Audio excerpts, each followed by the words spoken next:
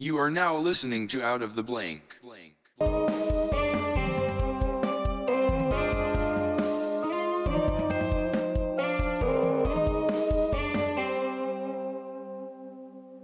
Another episode of Out of the Blank podcast with Ryan Davis. How y'all doing? You know, I'm not too familiar with you as well as I've seen you a couple times, and you know, we've hung out a couple of times. I think a couple bonfires and stuff like that. And back when in the jiu-jitsu days when I experimented with that for a very, very brief amount of time.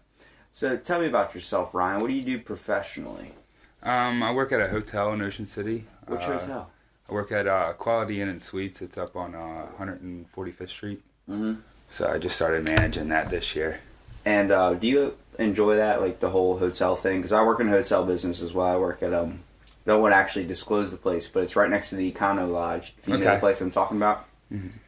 And I don't like it at all, man. I just don't like the environment. I work in the housekeeping department, and you deal with a lot of, like, a certain social group. There's certain cliques, man. There are certain races, I would say, that work that all vibe, and next thing you know, you're getting cussed out in a certain language, and you're like, I don't understand a word you're saying. And they use that as a barrier, too, because they know you can't understand it, too. So Exactly. They'll talk talk so much shit. But see, the problem is you can't say Robbie in Spanish. So when you say Robbie, you're basically like, and then you say Robbie, and then I'm like, what the hell did you just say? I remember I caught a couple of them one time. So it's like, you just gotta let them know, like, and it's weird too, because when I deal with housekeeping, it's like, it's a stressful environment, mostly because everyone's on top of each other. And then when you don't, like, our linen company hasn't been arriving because we had one linen company have a fire. Quality linen. Yeah, so it's like they went down, and then next thing you know, we're getting all of our linen that's coming in. We're either not having linen, not enough to put in any rooms. You hear some stuff about some hotel. It's a good thing I haven't said the name of the hotel, because I've been learning tricks about what hotels do. Mm-hmm. Where, like, if it looks like someone barely slept in a bed, they'll just clean off the bed and stuff. I'm like, whoa! Like, and then when they use rags and use sheets, if it has a stain on it, they just flip it over and stuff. So if the customer sleeps in it and then notices the stain, they don't know if they did it or not. I'm like, yeah, that's just ridiculous to think about. I'm like, and it's a lot of hotels in the area, too. What tricks do you know from some hotels? It doesn't have to be yours in specific. Well, I've only worked in the 2 hotels.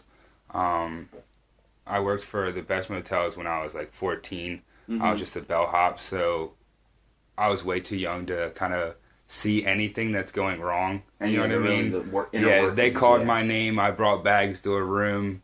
Job was over. You get the tip, though. That's the best part about being the bellhop, dude. I'm telling you, man. Yeah, but when you work at like low, you gotta play it right, dude. You got. Yeah. I tell them every time I help them with their luggage, I'm like, yeah, no, I'm ready to get off work. Today's my birthday. You know, I just, you know, and then like, oh man, next thing you know, you tell them you turn 21, and they give you like a 10 or a 20, and the next thing you know, you're like, yeah, pocketing that money. Yeah, that is a good part. It all depends on, like, your hotel, too, because, like, if you have an old hotel, like, kind of like mine, it's kind of, like, stuck in the past a little bit. You get a lot of older folks that have been coming there for years, so they tip pretty, like, generously. And you gotta be a cute kid, too. You can't be some, you know, little Timmy with a giant stutter. Yeah, especially working the front desk. It's like, holy crap, like, today, Junior, you know? I understand that completely. It's cool. So you do management now, is that what you said? Yes, sir. So tell me what that entails in your job.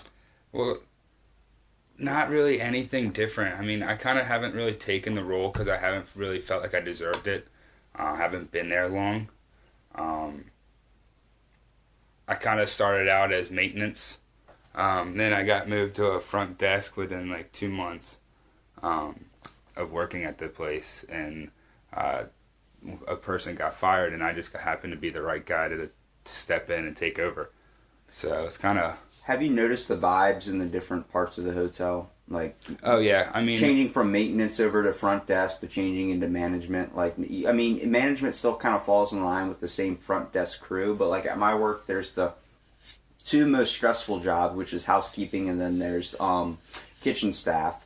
and then you're going over to the front desk that have their own, like, everyone's got their own little drama. Like, we don't have people that last in the kitchen longer than, like, 2 weeks at a time because how stressful it is. Like, when we say, like, housekeeping stressful just with people being on top of each other and then having to worry about sheets, imagine the kitchen being in the constant heat. I mean, it's nice when it's cold out like this, but, like, when it's in summertime and it's like 100 degrees in that freaking kitchen and you're on top of each other, everyone's screaming and yelling, dropping, trying to get around each other, and you're stuck in this cramped space, it's like, whoa. Yes, it is a lot. And you can even try and get back there to fill up like a soda or something. Like, get the fuck out of here! Like, oh my god, the kitchen's scary, man. They'll cuss you out so fast. Dude, I know. It's a weird vibe, too, because some days you'll walk in there and they're not doing shit. And then, like, you know, that's the one thing everyone gets pissed off in my work, because we get served lunch at, like, 11.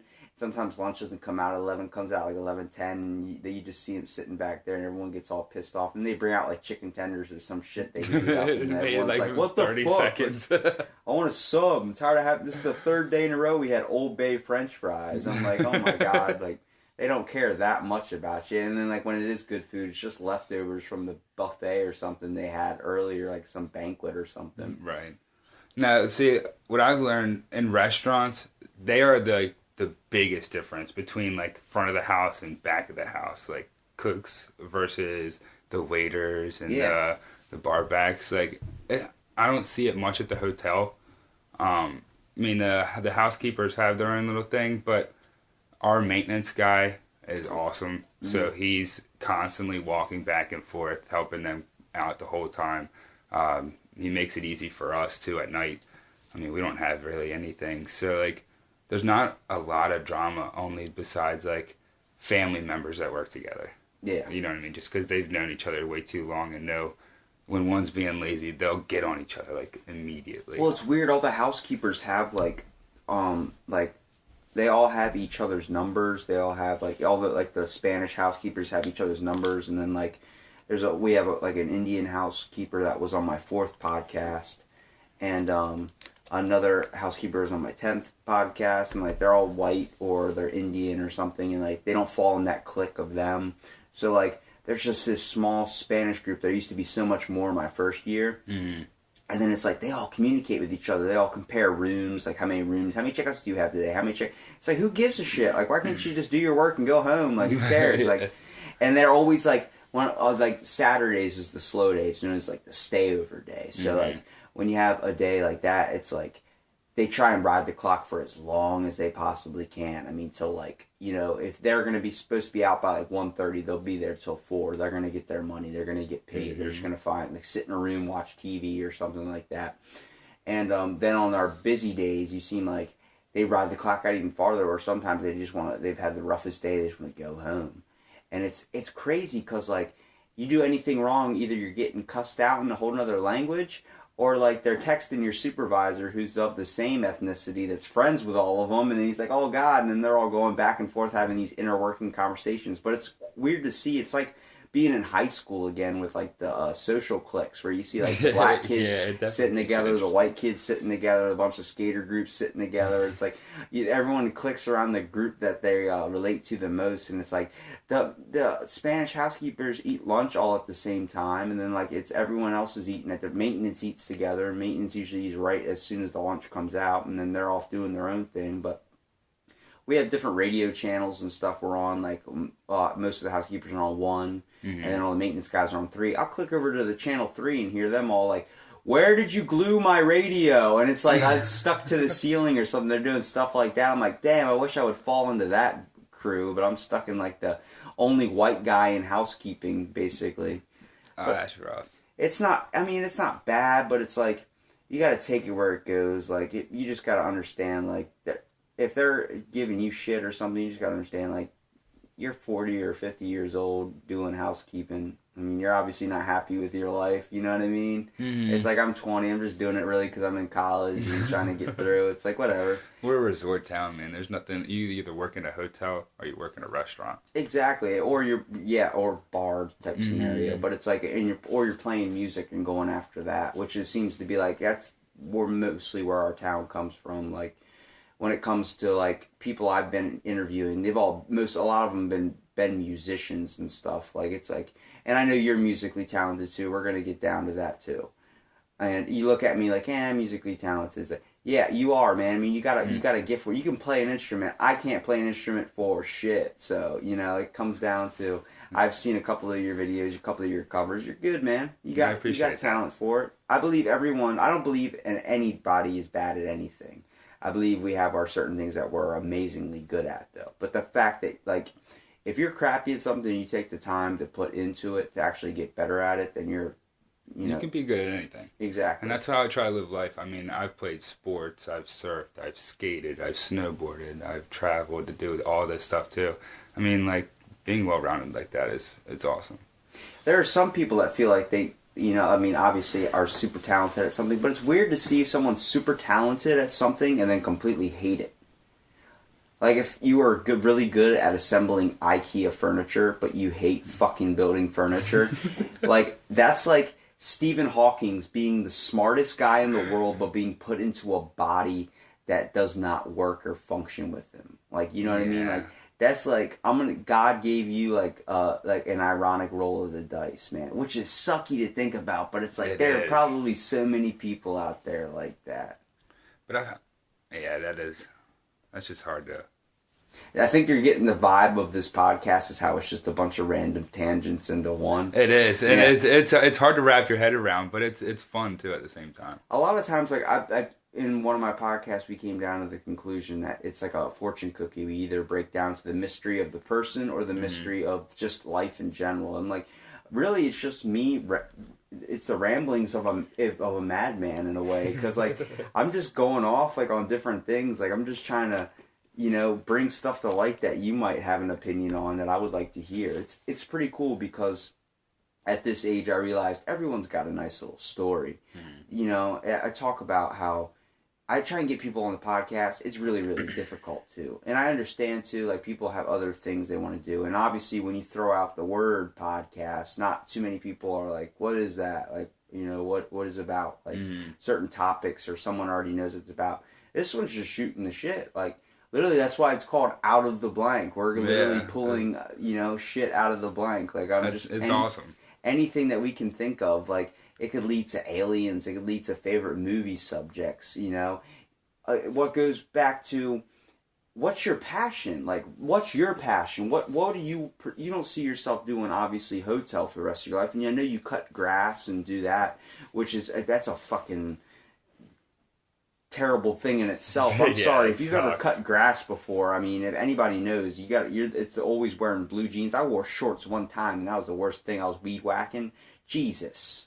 Yeah, I mean, after a little bit, you get used to it. Like, I started wearing pants all the time just because, like, you when you're doing it, you're edging. It's throwing rocks up, hitting your shins. You're coming bloody all the time. Well, plus you're not 12 anymore. I feel like once you, like, if you're not skating or doing some type of ocean activity where shorts are, like, you need the comfort of shorts, just wear pants, man. I don't really want to see, some people's legs are not the best to look at. Yeah, especially after that job. Yeah, exactly. You got cut up legs. Someone's like, what do you just shave, like, constantly with the razors and just a bare razor to your leg? Yeah. Yep. It's a dull razor too. Yeah, there you go. It's barber wire. Yeah, damn. But it's cool because, like, well, go back to your passion thing, because I want to hear this. Yeah, like the grass cutting thing, it's awesome to do. It's not exactly hard. It's not hard. That's the great part about it. Like, you can just go out by yourself, throw some headphones in, go out to. But what I really love doing is, I love music. I'm not 100% the best at it. I don't know, like, the theory behind playing and all like that. I've taught myself kind of by just listening and YouTube and sound. Yeah, watching YouTube, sounding it out, just like by the minimum chords I know, and just hoping a song works with those chords that I do know. You know what I mean? Yeah.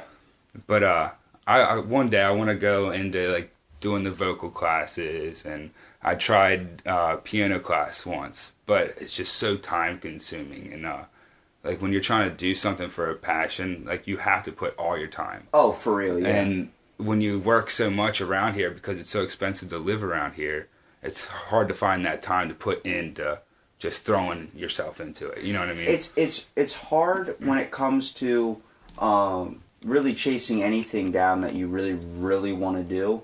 But I feel like if it's so important to you, you try your best to make time for it, whether it's, cutting out a certain thing or doing something or missing something just to go towards it. It's the same thing when I was working out, it was a passion for me, going every day for 6 years.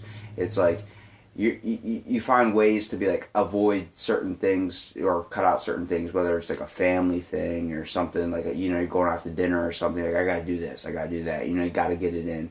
And it's like, in that way, it's a stress relief. It's a healthy stress relief in some ways, and then it's also detrimental when it comes to like taking a toll on your body going every day. But it's like, shit, man. Like you gotta understand, like when you're chasing after something, and it's so difficult to do. A lot of people just give up on their passions, especially like when they're older. Like if you can relate it to like your grandparents, if they've ever had a passion that they never pursued because they were fighting in the army or they had somewhere they had to go and then they had to come home and take care of the family because the dad died or someone, they had to become the male figure in the family. They were the oldest sibling. They had to take care of everyone, work 2 jobs and put food on the table and stuff like that. It's like there are certain people that weren't given that chance. And a lot of kids are given chances now to go chase after their goals, and they don't even get anywhere close to it because they're just getting lazy. Like, oh, that's stupid. I don't want to do it. Yeah, it's child. First of all, I know a woman that's a professional women's champion arm wrestler. Okay, don't tell me any childhood dream or whatever. That's a childhood dream, basically. You tell your parents that, they kind of look at you like an idiot. But like, if she did it, like it's something awesome. out there. If you want to be an astronaut, be an astronaut. It's not, nobody's stopping you from doing it. Or like, if you put in the effort for something, you can 100% make anything possible. Yeah, 100%. Yeah, definitely. You want to be an OJ, be an OJ. And by OJ, I mean make a bunch of good movies. Don't kill anybody. Yeah, I started to wonder where you're going with that one. He was in the Naked Gun. No one knew about it. You ever seen Naked Gun? It's literally like Scary Movie. Mm-mm. You've never seen Scary Movie? I've seen Scary Movie. I've never seen. You ever seen Superhero Movie? No. You've never seen Superhero Movie with Drake Parker, the guy that played in Drake and Josh? I know who it is. I have not. Kevin seen Hart's that in movie. it. You're missing out, dude. It's like Really? Epic Movie and all those types of Okay. movies. Well, Naked Gun's like a older version of that. Like they're having, it's Frank. His name's Frank. Whatever is the main guy. It's this old white dude, and he's about to get sexual with this girl, and she's like, you got protection? He goes, yeah, and they're wearing full body condoms. I mean, full, like latexed up and just like laying on top of each other. It's the funniest stuff, but it's older style comedy. It came out like probably when our parents were our age, and it's like it was just so funny to see that, and it's like it makes me think of TV shows like Family Guy, stuff that's only relative to this time period. Like if you watch SpongeBob or something that traveled with the new history. Like the newer episodes came out related to more of a wider, newer audience, so all the future generations were able to understand it. You look at something like Johnny Bravo, something that we can barely grasp because that was just out of our reach in a way. And our parents look at that as like, that's the classic cartoons. You know what I mean? And we look at the stuff now and we're like, what are we watching on TV? Like, what is this junk? Yeah, I was watching, I can't remember. I think it was my girlfriend's little girls, and they were watching this show, and I couldn't imagine what I used to watch stuff like Hey Arnold and Rocket Power was my favorite. Woogity woogity woogity woogity. Yeah, but now they got stuff, what is Caillou or something like that? No, Caillou's an older one though. That's is the it? bald white kid with the cat. That's like Arthur. Really? You're not cool unless you have a library card? I remember the Arthur, but yeah, that was the shit back in school. That made me want to get a library card. I still have one in my car. Really? Yeah, I don't ever read books, but I like to think one day I will read a book. I've never. I You can rent movies from the library, so I can't diss it 100%. They got some good ones. I watched all the Takens from the library. That's the only reason I have a library card was because they had the movie option. Well, now there's Netflix. You don't need. Yeah. Netflix is eliminating everything that's viable. We're not going to have movie stores anymore. I miss that, man. Going into Berlin and skating down the street and going to that movie rentals and picking up those sour airheads or the cheese fries or the hot fries. Those are formative moments in your childhood. And kids are not going to experience that sooner or later. It's going to be like, want to go over to my house and watch Netflix? It's like, unless you're banging a girl, I don't see the whole point aspect of going to Netflix. Don't you want to skate down to the store with your friends?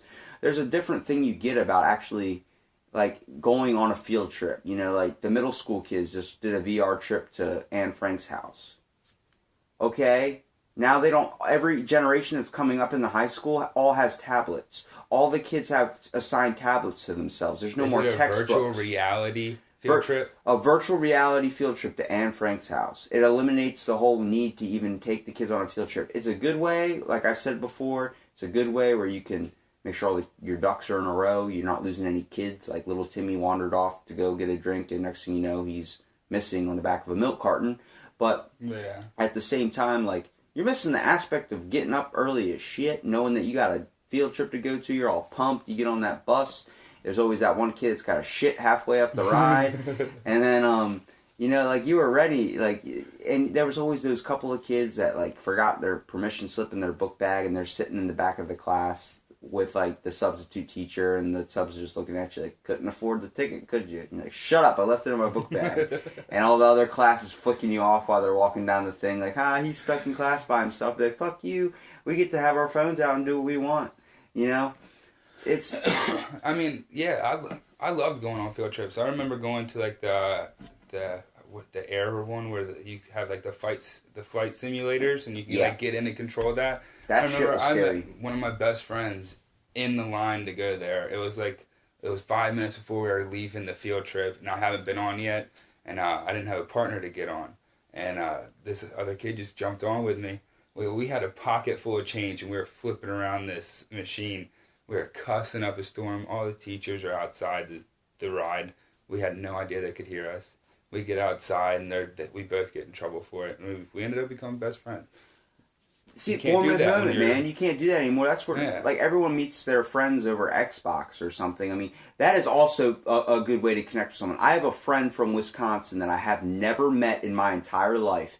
I've known him for 10 years. He shares all my podcasts, likes all my videos. I know what he looks like. He has my Snapchat. We text. We call. He invited me to his wedding. I've never met this guy. But it was funny because I was like, is this ridiculous? I was like, I invited him down because I want a podcast with him. His name is Kelly Silvers. And I'm like... Sounds like a badass name. He's a badass dude. He works at Subway. He just sends pictures. He's like, this guy was a dick. Should I wash my hands before I make his sandwich? I was like, no, just don't. You know, like, it's funny shit like that. But it's like, he's in Wisconsin. I know his whole family, but I've never met this man before. And I'm like, dude, I will empty my bank account to fly you down here. And he's like, I'll make a trip one day. I'm like, you're coming this summer and we're going to podcast. He's like, you want to do it over the phone? No. This is a face-to-face moment. This is a moment, like, there was a picture on the internet where it was two dads that were playing Xbox for 10 years with each other, never met, and then they became best friends when they finally met, and now they hang out all the time. And it's like, holy shit, that's our story, man. Like, it's crazy to think that can connect people, but at the same time, you don't want to lose the aspect of going on a field trip. We've all been on those field trips, whether it's to, like, an aquarium or something, and, you know, it's something that you need to experience when you're a kid. Even though I always had the leash on me where I couldn't go real far, but there was a couple of times, like, I think the one time I went with my grandma, there's a photo of it. It was the Art Museum in Washington, D.C. Old tribal mask, like giant golden mask. I mean, it's apparently priceless art or something. I don't know. At the time, I was like, it's a freaking mask. I made that in 3rd grade. Right. We got 3D printers that can make that in 10 seconds. I literally stuck my head in the thing, and I had really curly mop hair back then. Stuck it right in the thing's nose like a Q-tip and started spinning around like that, trying to do that. They got a photo of it. It's a family photo of me and my brother right beside it or whatever. My grandma thought it was hilarious. I got in so much trouble. I got an ISS when I got back. I got all this stuff. In-school suspension, man, for that. Just for messing with that. And my grandma was like, I'm not upset at you. Like, what the hell? Like, it was funny. I took a photo of it, and it hangs in our house. Like, for real. Like, it was like...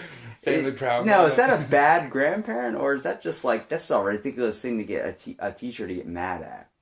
I mean, it is. It is ridiculous. I mean, I think anything nowadays has gone to the point where everything's at extremes now. They just put a 10-year-old in, I think it was like a year ago or something, in an article, they put a 10-year-old in handcuffs for stealing candy off a teacher's desk. Off a teacher's desk! Now, it was the security guard at the school. Now, okay, really, how far are you to take your job, Paul Blart? Really? Yeah, take your job that seriously? And that's humiliating when a kid's in school too. So like, but it was like, all you're doing is creating more problems for that person. Exactly, but everyone was like, is it a scared straight thing, or are you trying to scare him not to do it again? You don't put fucking handcuffs on a 10-year-old. Yeah, I mean, not at all. Joe Rogan talked about it. He's like, you don't put handcuffs on a 10-year-old. You don't do that. There's a difference between if, it's a foreign guy at a store telling you arrest her, you have to, it's a law, okay, and the cop does it and lets you go right outside when you get outside. It's like, You understand not to do it again, obviously. There's certain moments we've all had, whether in our youth, where we're like, oh shit, they're going to call our parents, we're in major trouble, and you're actually, like, scared shitless. And once you turn 18, you're like, fuck, if I get caught now, I'm going to jail. Like, that's happening. I'm an adult. There's no more, hey, we're going to call your parents to sit you down. Yeah, I mean, I've listened to my dad's stories back in the day where, I hate to say it on this, but he's up in a tree in Berlin, right? And throws a water balloon at a cop car, and it hits the cop. Do they really do anything back then? No. They're upset. They cuss the kids out. They go about their day. Now, if you throw a water balloon at a cop and hit him, you're 100% in jail. I did that in Ocean Pines when I was 13 years old. We were throwing water balloons at night across the street. And I understand the dangerous. It was a stupid thing for kids to be doing. Mm-hmm. There was a point, but this cop went ham. Like he had to be pissed off and just wanted something to do. Took us down to the station. He was fingerprinting us, all that stuff. Called our parents, and it wasn't even that late. It was like 9 or something. And we were all bummed out and everything, upset, but we knew what we did. We fucked up. We understood. But he took it real far. Like, he was going to press charges. He was going to do a bunch of stuff. I was like, what the hell? Yeah, people don't have a cool anymore. And then this cop comes out and he, got caught for being racist or something like that. Like, mistreating, doing something to some colored person or something. Arrested him for no apparent reason, just for walking down the street or something, or something. There was a call in the area about some kid with an airsoft gun. It was something like that, and the kid, he just randomly found a black person and arrested him. And just assumed it was. Yeah, and that guy got fired. You understand? I mean, I understand the amount cops have to go through on a daily basis, whether it's someone pulling a gun out and going to that, but. There are some cops that are not fit for the job. You have to take the good with the bad. I mean, you chose that job for a reason. What I don't like about our system is the fact that we have police that they'll go as far as getting gold 90s minivans, and they're as far as undercover wise. You go to another country, every one of the cops is in fluorescent colors because they're there to help and direct. Where we have cops that will hide in plain clothes, hide in plain cars, and they'll try to set you up. You know the one security place I find that actually takes stuff way, way, way too far? What's that? Walmart. Yeah. I get followed by that guy. They handcuffed my buddy for stealing or taking $1 fish tubing. My buddy bought a bunch of it for our pond, for the air thing. All of it had holes in it when he got it. All of it when it worked. He's like, I can't fucking use this. The air wouldn't go through because it had too many holes in it. So he's like, I'm just taking this. This is $1. I'm taking this. This is happening. And, dude freaking followed him all around the store, undercover, sneaking around the corner. Dude, I'd go in there now. I act sketchy on purpose just so I can point out the guy. I think I'm going to get this. And, put it in the cart, and then I'll walk away and I'll grab something else and I'll grab a different cart and keep that item in the cart and just fuck with them. And I can tell him dude, you're really bad at your job. He goes, what? I'm like, dude, you've been following me. I can tell because I just went from going to the game section to the deodorant section to the clothes section. Is it that bald guy? Yeah. Yeah, he follows me every Glenn. Fucking Glenn is his name. Yo, you know him. Yeah, well, he's the one that arrested my buddy, so I knew, yeah. I sat out in my car at 3 hours at Walmart while my buddy had to wait for his mom to come down and get him. Wow. Yeah, his mom was like, this is fucking ridiculous. Yeah, that guy's an asshole. I mean, I've gone in there and walked towards the electronics when you walk in that left side door, away from the food area. You know which one I'm talking about? Yeah. Like towards the medicine side. And he was sitting right there at the door. I walked in, he immediately started following me. So I started grabbing things, just like what you're doing. And then I turned and I questioned him. And he tried telling me, like, I don't work here, blah, blah, blah, blah. Like, why are you trying to get people in trouble? Like, a lot of people are really bad at that job. Like, it's, what is it, secure services or something? It's, it has some type of weird name for it. But there's videos on Facebook of people quitting that do security because they say they caught a person and the person wasn't doing anything. And then they sit there and try and handcuff the person and go really, really far into their job. They're not allowed to do anything anymore. People are ready to sue over anything. Oh, yeah. And that's a good thing to do and a bad thing to do. But at the same time, like, if someone's actually, like, taking, like, a lot of shit, you know what I mean? But what's to stop, you know, you from choosing your better judgment? If you see a mom taking diapers, stealing diapers, what would you do in that situation? Yeah, I mean, I would look the other way. That's kind of like a... I mean, you gotta understand, people like, have hard times. And a lot of people are like, but that's still breaking the law. It's like, who made laws, though? Yeah. Who knows this person's life, like what they have to go through? I mean, we're day. still following laws and rules that are basically like word of God from just a couple hundred years ago. People that, like, you know, basically 3 people ago. Like, Joe Rogan has the bit, like, you know, America was founded basically 3 or 4 people ago. Like, think if a person lives 100 years. Yeah, that's true. Like, we are young. Our whole structured system is based off of other people's notions of what we should do. People that wrote stuff down on a fucking feather. Yeah, that's what I was at work yesterday, and it was when Trump was declaring this state of emergency and all this, and they were talking about the Constitution and how he's not following it. Well, why should he? Like, why should he follow the Constitution that was written so long ago when we don't even have any of the same laws? Like, times have changed now completely. So why don't they change the book? It's the same thing with dealing with mental illness. The same stuff that diagnoses mental illness. All that stuff was developed 50, 60 years ago, way out of date, and we're still using it today to, like, basically to put someone, like, should they be incarcerated for even longer. You know, we're using it for, depending on someone, it's just called the psychopath test. It's basically developed as a questionnaire. You score, like, a scale, a certain number on the test. It tells if you have a certain tendency to be a psychopath. Like, how often are you going to freak out in a store is basically the thing. I gotcha. And it can stop people if they use it in their job hiring process. In a good way, it's good to know if someone, you know, is crazy and you have him work at the front desk, you might want to move Jimmy to the back, you know, where he's mopping or doing something else that's a little bit less, you know, stressful, triggerful when it comes to, like, you don't want to, you know, I feel like half those people need to take the test at McDonald's when I go to ask for a freaking ice cream or something. The machine's broke. How long has the damn machine been broke? It's been 2 years. Just fix the shit. It's the same thing. I went to Royal Farms Chicken. They told me they were out of chicken at 2 p.m. You're not going to put any more chicken on? Yeah. No, I don't feel like it. I can give you tenders. I bought a French fries. I'm like, I'm fine with their French fries, but yeah, they're good. Yeah, but I ordered a chicken tender meal, and you're telling me you can't give me the tenders for my meal? You can just give me the fries? Well, fuck, I'm just going to pay for the fries. Like, yeah. Throw an extra biscuit in there or something. I just don't understand why they won't. They'll do it a lot when even in the mornings. Like, if they'll stop putting food on at like 11. Why? You know, bars let out at what time, and everybody wants food. What's the one thing you're going? I actually talked to my buddy Chris Burt, who's just deputy sheriff.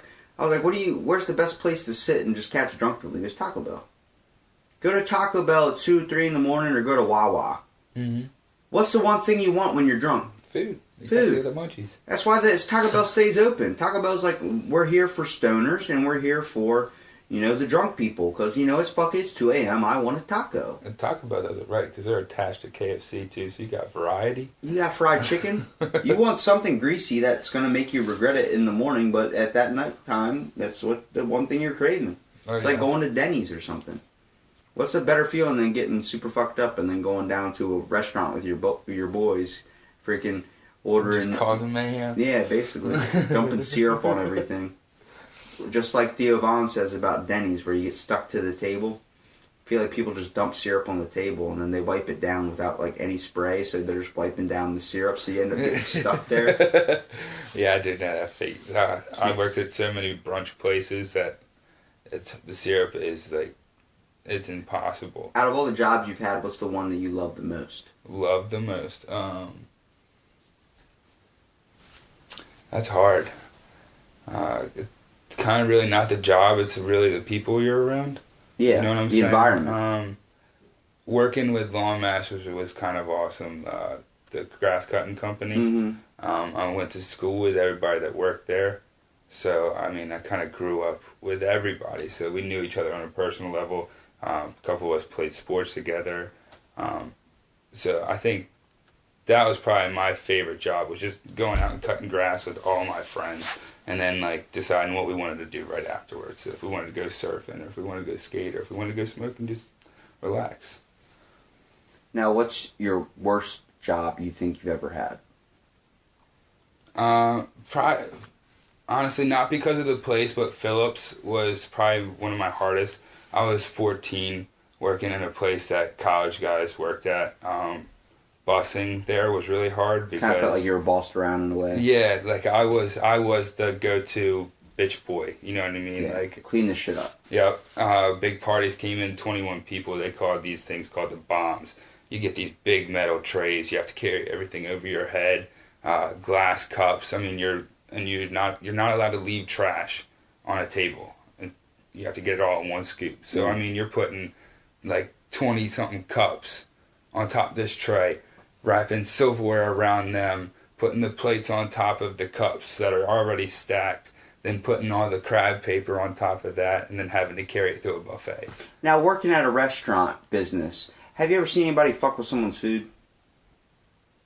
Because I asked this to someone that's been in multiple like waiter scenarios, and he's told me he's never seen it before. But I'm like, I don't believe that that's not out there. I feel like it is out there. Luckily, I honestly haven't seen it either, but I'm also usually the guy cleaning up everything. Yeah. After everybody's done, so like I don't really have to mess with. Is it weird to see or like kind of think about the chain reaction that happens in a restaurant? Like the waiters take care of their busboy if they want their table cleaned, and if they don't take care of their busboy's not going to worry that much about their table. You know what I mean? It depends on how you take pride in your job. Like, you know, being like working in housekeeping, the houseman takes care of the housekeeper depending on if like the priority of the person, whether they like the person or whether they're getting tipped by the person. You know, the person tosses them a couple bucks for a drink or something, they're going to worry about stripping their rooms and getting their rooms done before the other ones. You know what I mean? It's weird to see that in a restaurant, how like you want to be nice to. If you ever seen the movie Still Waiting with Ryan Reynolds and all them, that's basically what I'm getting to. You know, you're nice to the chefs; they get your food out on time. They make sure your food's prepared. You go in there, you know, being a dick, you know, not tipping them or not helping them out or being like leveling with them, smoking a cigarette outside with them or something. They're not going to make sure your food's out in time. They're going to worry about you last over someone else. And it's hard to think of that because when you watch Hell's Kitchen, you're seeing just like the business kind of side of it, like trying to get the business to run right. But there are so many factors when it comes to crew. You don't want to be the GM. You want to have basically two GMs. You want to have one manager that's kind of the dick, that kind of gets stuff rolling, kicks boots in the gear, make sure everyone's not too comfortable. Then you want the guy to kind of come in and level you down, kind of bring you to the good cop, bad cop role. Yeah. But we have to have that in like so many jobs in society too. Except a lot like serving jobs. If you're going to Starbucks, you can't have a good cop, bad cop person. You can't have one person like, can I get a double caramel macchiato, sugar blitz, cream pie, cherry soda shake? And they're like, yeah, fuck you. And you get the person that's like, can I get a double shot of espresso with mocha? Did you want a frappuccino spritz in there? Oh, sure, yeah, bam, bam. Gives you that extra double pump. You're like, that's fucking God.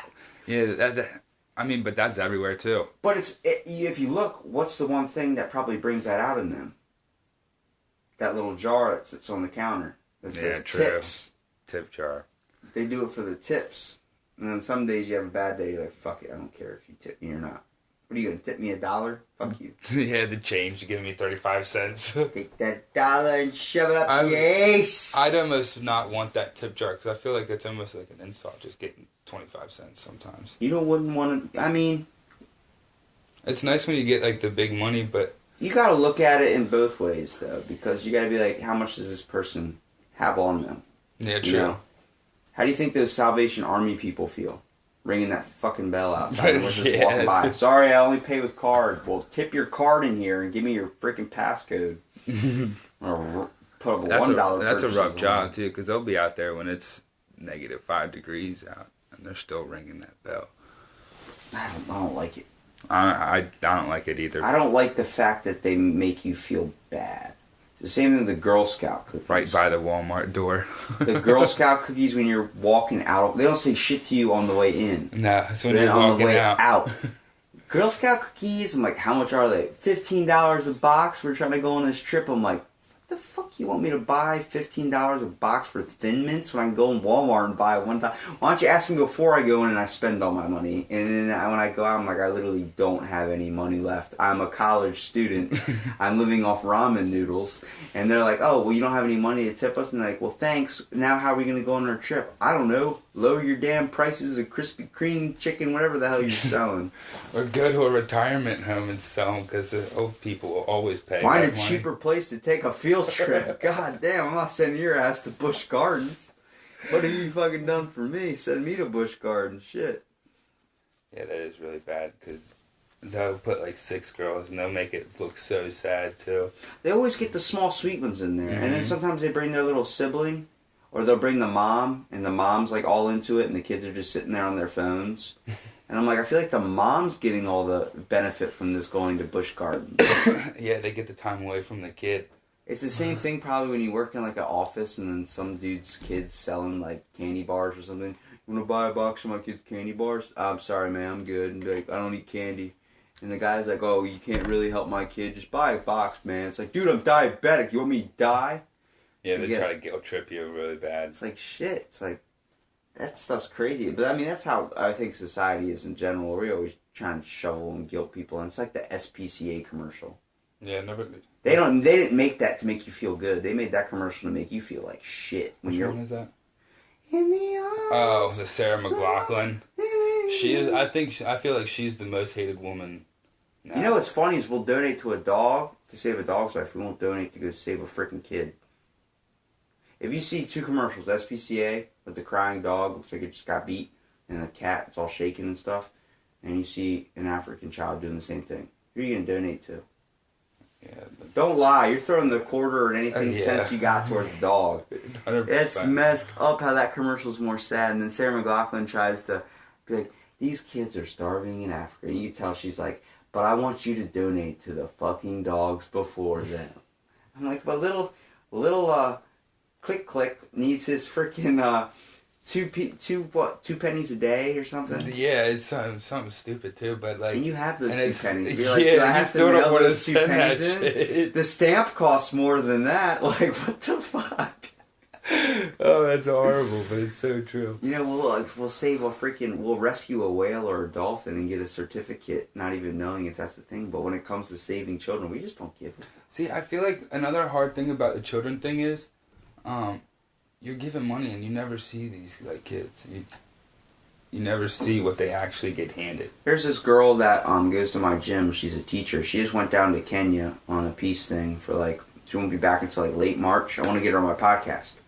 That's really interesting. She's going down there to help out the children. It's like, damn, she's going to experience the whole world in a whole new way. Like, you don't even understand going to. It's much like when you take a trip to New York or when you take a trip somewhere else, like out of state or something from where you live and where you're comfortable. It's a completely different vibe. Either sometimes your accent even changes. I was in Hawaii. My cousins live up there. They speak Pidgin. I don't know if you know what Pidgin is. It's like Jamaican mixed with like stoner mixed with like American. Like my grandma asks, "Are you hungry?" My cousin goes, "I'm full on aloha, thank you." You're like, "What?" And he goes, "I'm full on aloha, thank you." And I'm like, "What did you just say?" Half the time he's talking, I'm like, "Dude, you got slow." They chop their words down like words like Ebonics. that would be hard to understand. And I'm like, dude, for the longest time I couldn't understand a word he was saying. I was like, how am I going to understand? I can't. He's my age, you know? And he's got a whole different vibe from me. It's much like the way it's being culturally influenced, I guess you'd say. Like by your environment, we see different religions. People wear different clothing. You know, we make fun of the dude with the turban on that's in the middle of an airport or something. And he's the guy that gets checked by the TSA, racial profiling. And then we look at the Indian people with the dot on their forehead, and that's like, look at that person. They got fucking jewelry in their head. It's like, what's the difference from you having a pierced ear? Yeah, that's very true. Everybody wears crosses around their neck. They put the dot on their head. Yeah. And then, like, if we see someone grab, like, a wine glass or a drink in a certain way, and, like, it's all fancy like this, you know, that guy must be from fucking England. He's fancy. They're rich as shit. You know, the funny thing is, when we act like we're so good as Americans, but then when we want to act like if we act like we're trying to be fancy, what's the one accent we go to? British. Exactly. If we think we're so high and mighty, why aren't we doing our own voices? I'm making you think, dude. It makes you think like we just took like a giant bong hit before we started the podcast. Right. I'm just bringing stuff into light, dude. It's like stuff I'm like questioning. I'm like, is anybody else noticing this shit? Like, there's the savages that put ranch on pizza. There's the savages that... Don't tell me you do that. No, I don't do that. You don't put ketchup on your eggs either? I do that. You fucking weird. I mean, that's Are you from Baltimore? I'm from here. I was born and raised around here. I know too many Baltimore people do that. But it's I feel like it's an East Coast thing. Your tastes change. You know, wherever you're from, someone's got different tastes, you know? There's a whole brand of Doritos or Lay's chips that are... the flavor profile is based on where that area is from. Like Baltimore, Maryland has crab-style Lay's chips. Maine has lobster-style chips. Like it's lobster or lobster roll something. Something that's a popular dish down there. Everyone's got their own thing. I think it's like Florida's got some type of potato bacon cheese bowl or something. Like these chips sound good though. But they sell them in the stores down there. Mm. Like it's the most popular thing, and it's like their tastes are different. You know, it's like when you travel somewhere. Like if you go to Hawaii and you're used to living in the cold, you're freaking walking around naked up there because you're like, it's so damn hot. Yeah. How do people function? Those guys, like after 2 weeks, they end up putting on like a sweater or going like their body adapts. Yeah, like I went to, when I was in the military, I went to Texas during Halloween. So like it was just in the cold beginnings here. Mm-hmm. But I got there, it was still like the 100 degrees days. What were you in the military for? Airborne Mission Systems Specialist. Kind of like I was just computer, radar, and radio operator and repair for airborne, for the planes. So you had to like navigate where they went and stuff? I wasn't really navigating. I just I sat behind a desk on a plane, made sure all the computers were running right, made sure the radios worked, made sure the radar was spinning. It wasn't really too much. That sounds like it's complicated though. The way you explained the definition of the job, basically. I honestly, I didn't make it through that course. It was a hard job. It's Geek Squad for the military. So, I mean, it's complicated. With that job, you got handed pamphlets every week. It was like almost 300 pages. And you got tested at the end of the week. Well, it's with that type of stuff, technology is probably one of, in my opinion, is a really hard job to follow. It's much like with dealing with the public. There's so many new things that can happen there. You're constantly learning it 100% and everything. Like the new technology coming out, all the people that have like a technology store, technology job, stuff where they have to fix technology, they have to constantly be researching and studying and, you know, learning on the job in a way. Same thing when you deal with MediaCom. I've talked about this before. I give MediaCom so much shit, mostly because we live in Ocean Pines, so our internet's out like all the freaking time. And it's the only service we get out here is that one service. And like, those guys are learning on the spot. I do feel bad because, like, it's the same thing when you're dealing with customer service on the phone. Like, you're dealing with that guy. He's like, did you plug it in? Did you do all this? And, like, those guys, that's probably, like, the highest job. People either kill themselves or shoot up a store, man. Yeah. The amount of idiots they have to deal with. Yeah, it is hard because like we look at them like they're being assholes to us, but like to think like the basic people they really have to deal with is Imagine if I insane. came up to you every single day and was like, hey, how do I plug this in? And you're telling me every day you just gotta put it in the wall. Put You it see in the wall. Is it holes, on? line Is it the up. light on? Is the light on?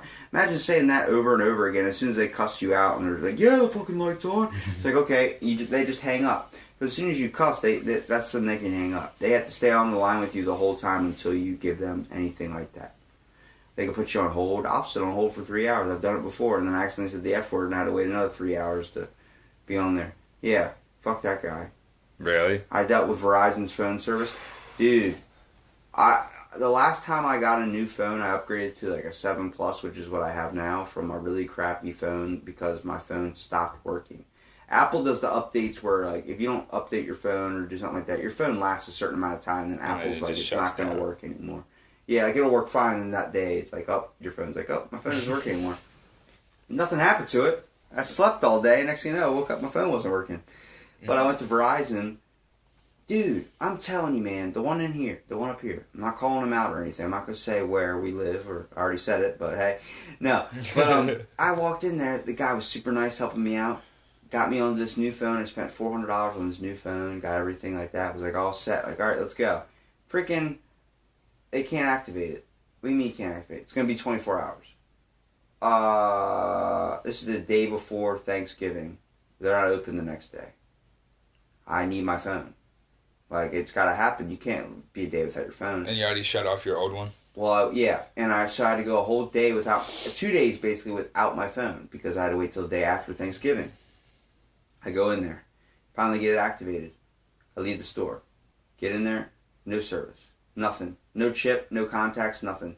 Dude didn't activate it all the way. He sold me the phone. Bought $400 phone. Doesn't work. Had to bring it back. Dude, I was in there 6 hours dealing with this. Then they're like, all right, you're all set to go. You're good to go. Put it in the box, and they gave it to me. I'm like, can I fucking test it before I leave? I start leaving. I run into my old boss's wife who works there. Mm-hmm. Let me see your phone. Oh, they didn't do this. It's not activated right. The guy ended up just giving up on me and giving me the phone and kicking me out, basically. And she helped me and got my phone set up. I'm like, thank you for taking the time. Like, yeah, these people don't care. I'm like, it's that job where they have that position of power that they can. It's like having a plumber or something. Like, they control the fucking power unless you know how to get your toilet like unclogged. Now, I'm not an idiot and I know how to unclog my toilet, but it's like, shit, dude. Like, when you have a job that, you know, when it comes to controlling the internet or doing something like that, Mediacom can shut off your internet whenever they want. Yeah. You don't pay your bills, bam, you're not getting internet. You know, you pay big companies are horrible like that, though. They just want more money, or it's either like they control everything. We'll be there from 4 to 6. You end up or we'll be there from 9 a.m. to 10. They come up at like 4 p.m. You're like, what the fuck? You're supposed to be here. And it's always right when you leave, or right when you're like, that's it, I'm going. I need to go get this done. I'm going to come back in like 10 minutes. I'm going to go right down the street to Food Line and come back. Nope. They show up in that 5 minutes, leave a notice on your door. Sorry, we missed you. You son of a bitch. Yeah, what's that movie where, I think you're talking about Grown Ups, too. Yeah. Where he waits for the grandmom to go to the bathroom and then he runs up to the door. Yeah, that's what I was thinking, too. Oh, that part is amazing. But yeah, I'd be so pissed. See, that's a funny movie because it had so many relatable experiences to how, like, people are. You're like, that's what makes it funny. Like, if you find a comedian that talks, like, what they're doing a lot now with the specials that are on Netflix, they're cracking jokes for the environment that they're in. Gabriel Iglesias cracks jokes at Houston, the very first place he ever played live, played again 8 years later. And he does a lot of the show, like some certain part in Spanish, and then translate it for the people watching on Netflix.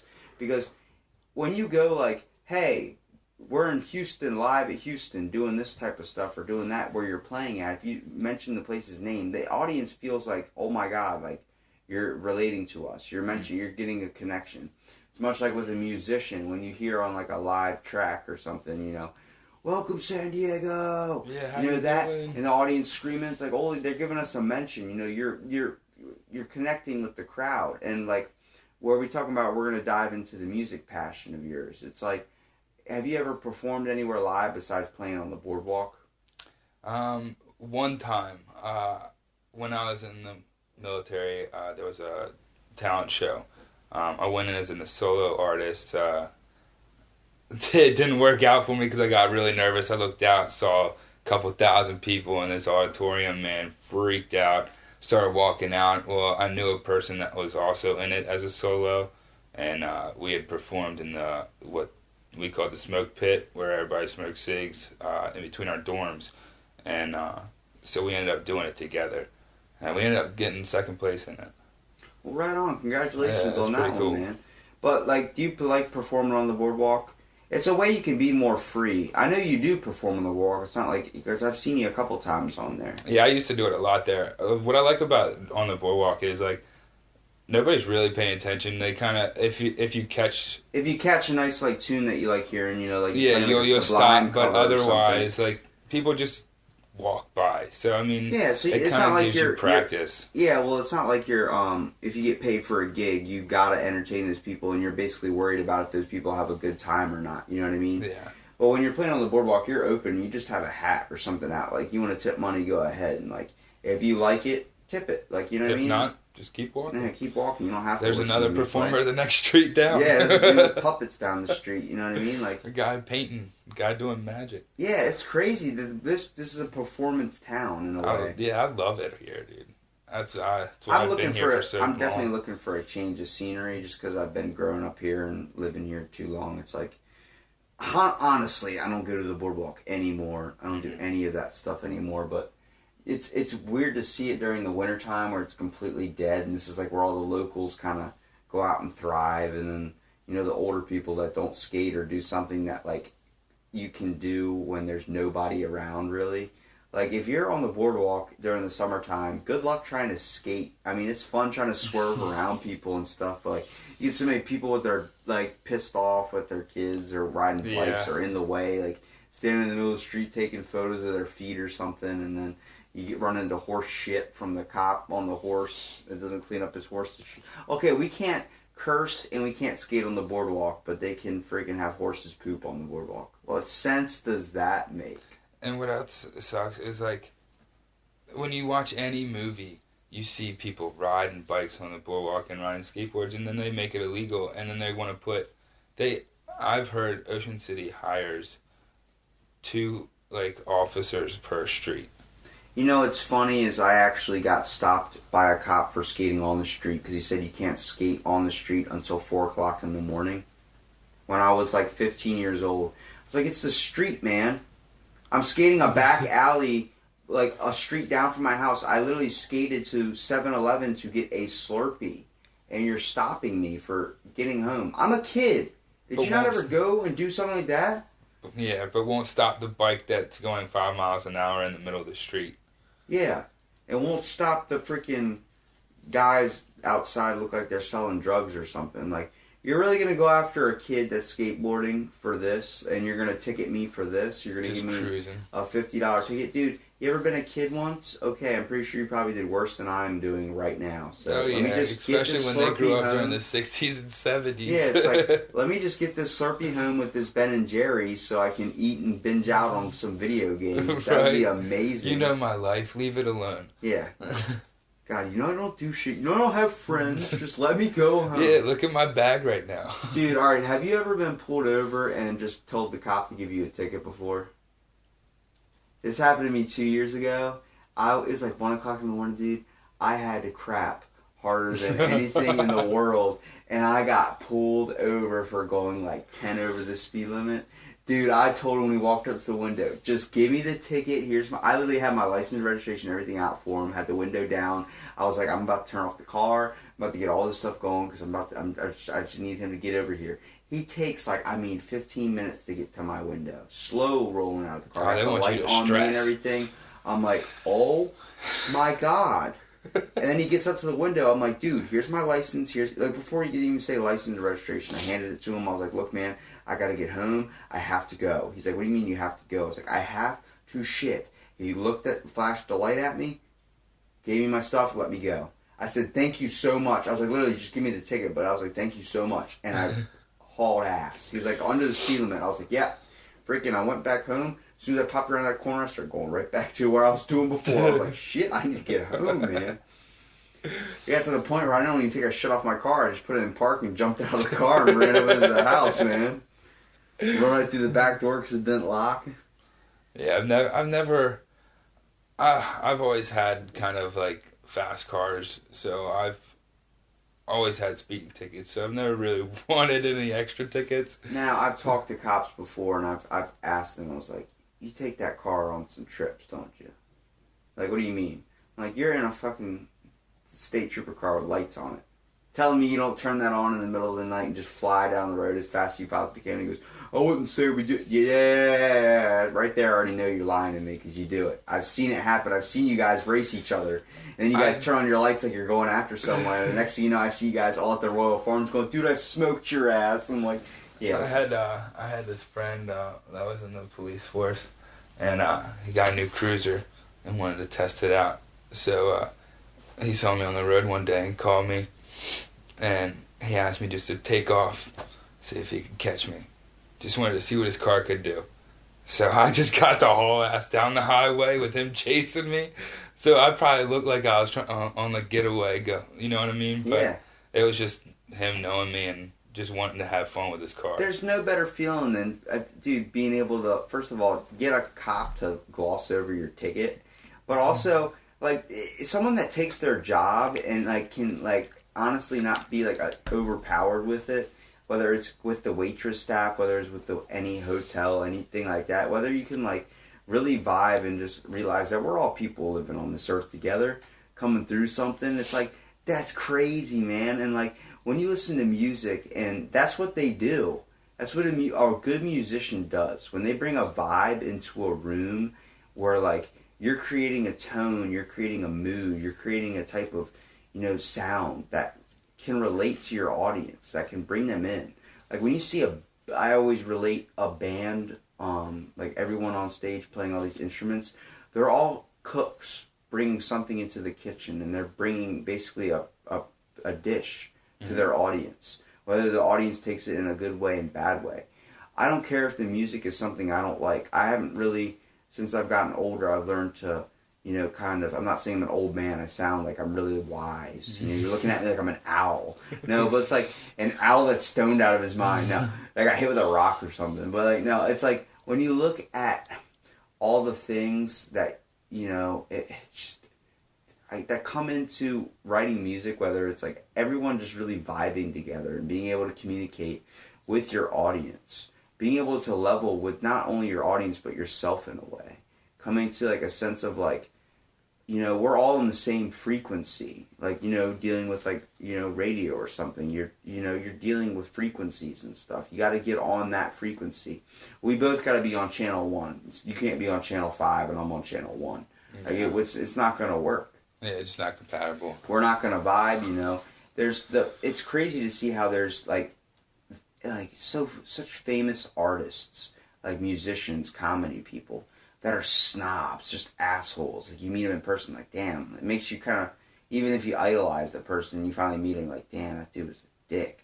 Yeah, this one, when I was working at Phillips, Chris Brown and Rihanna came to Ocean City. They were dating at the time? Yeah. So he had it was before that incident. So this was still kind of a cool thing. She fell down the stairs. Nah, they were eating at Phillips, and, did you see any tension?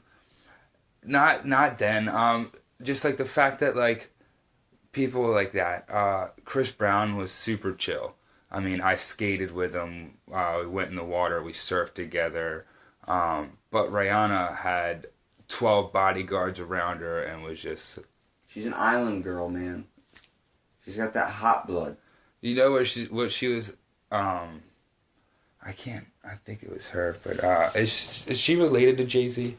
Who, Rihanna? Yeah. I don't think so. Like a niece or something like that. I'm off the vibe of rappers.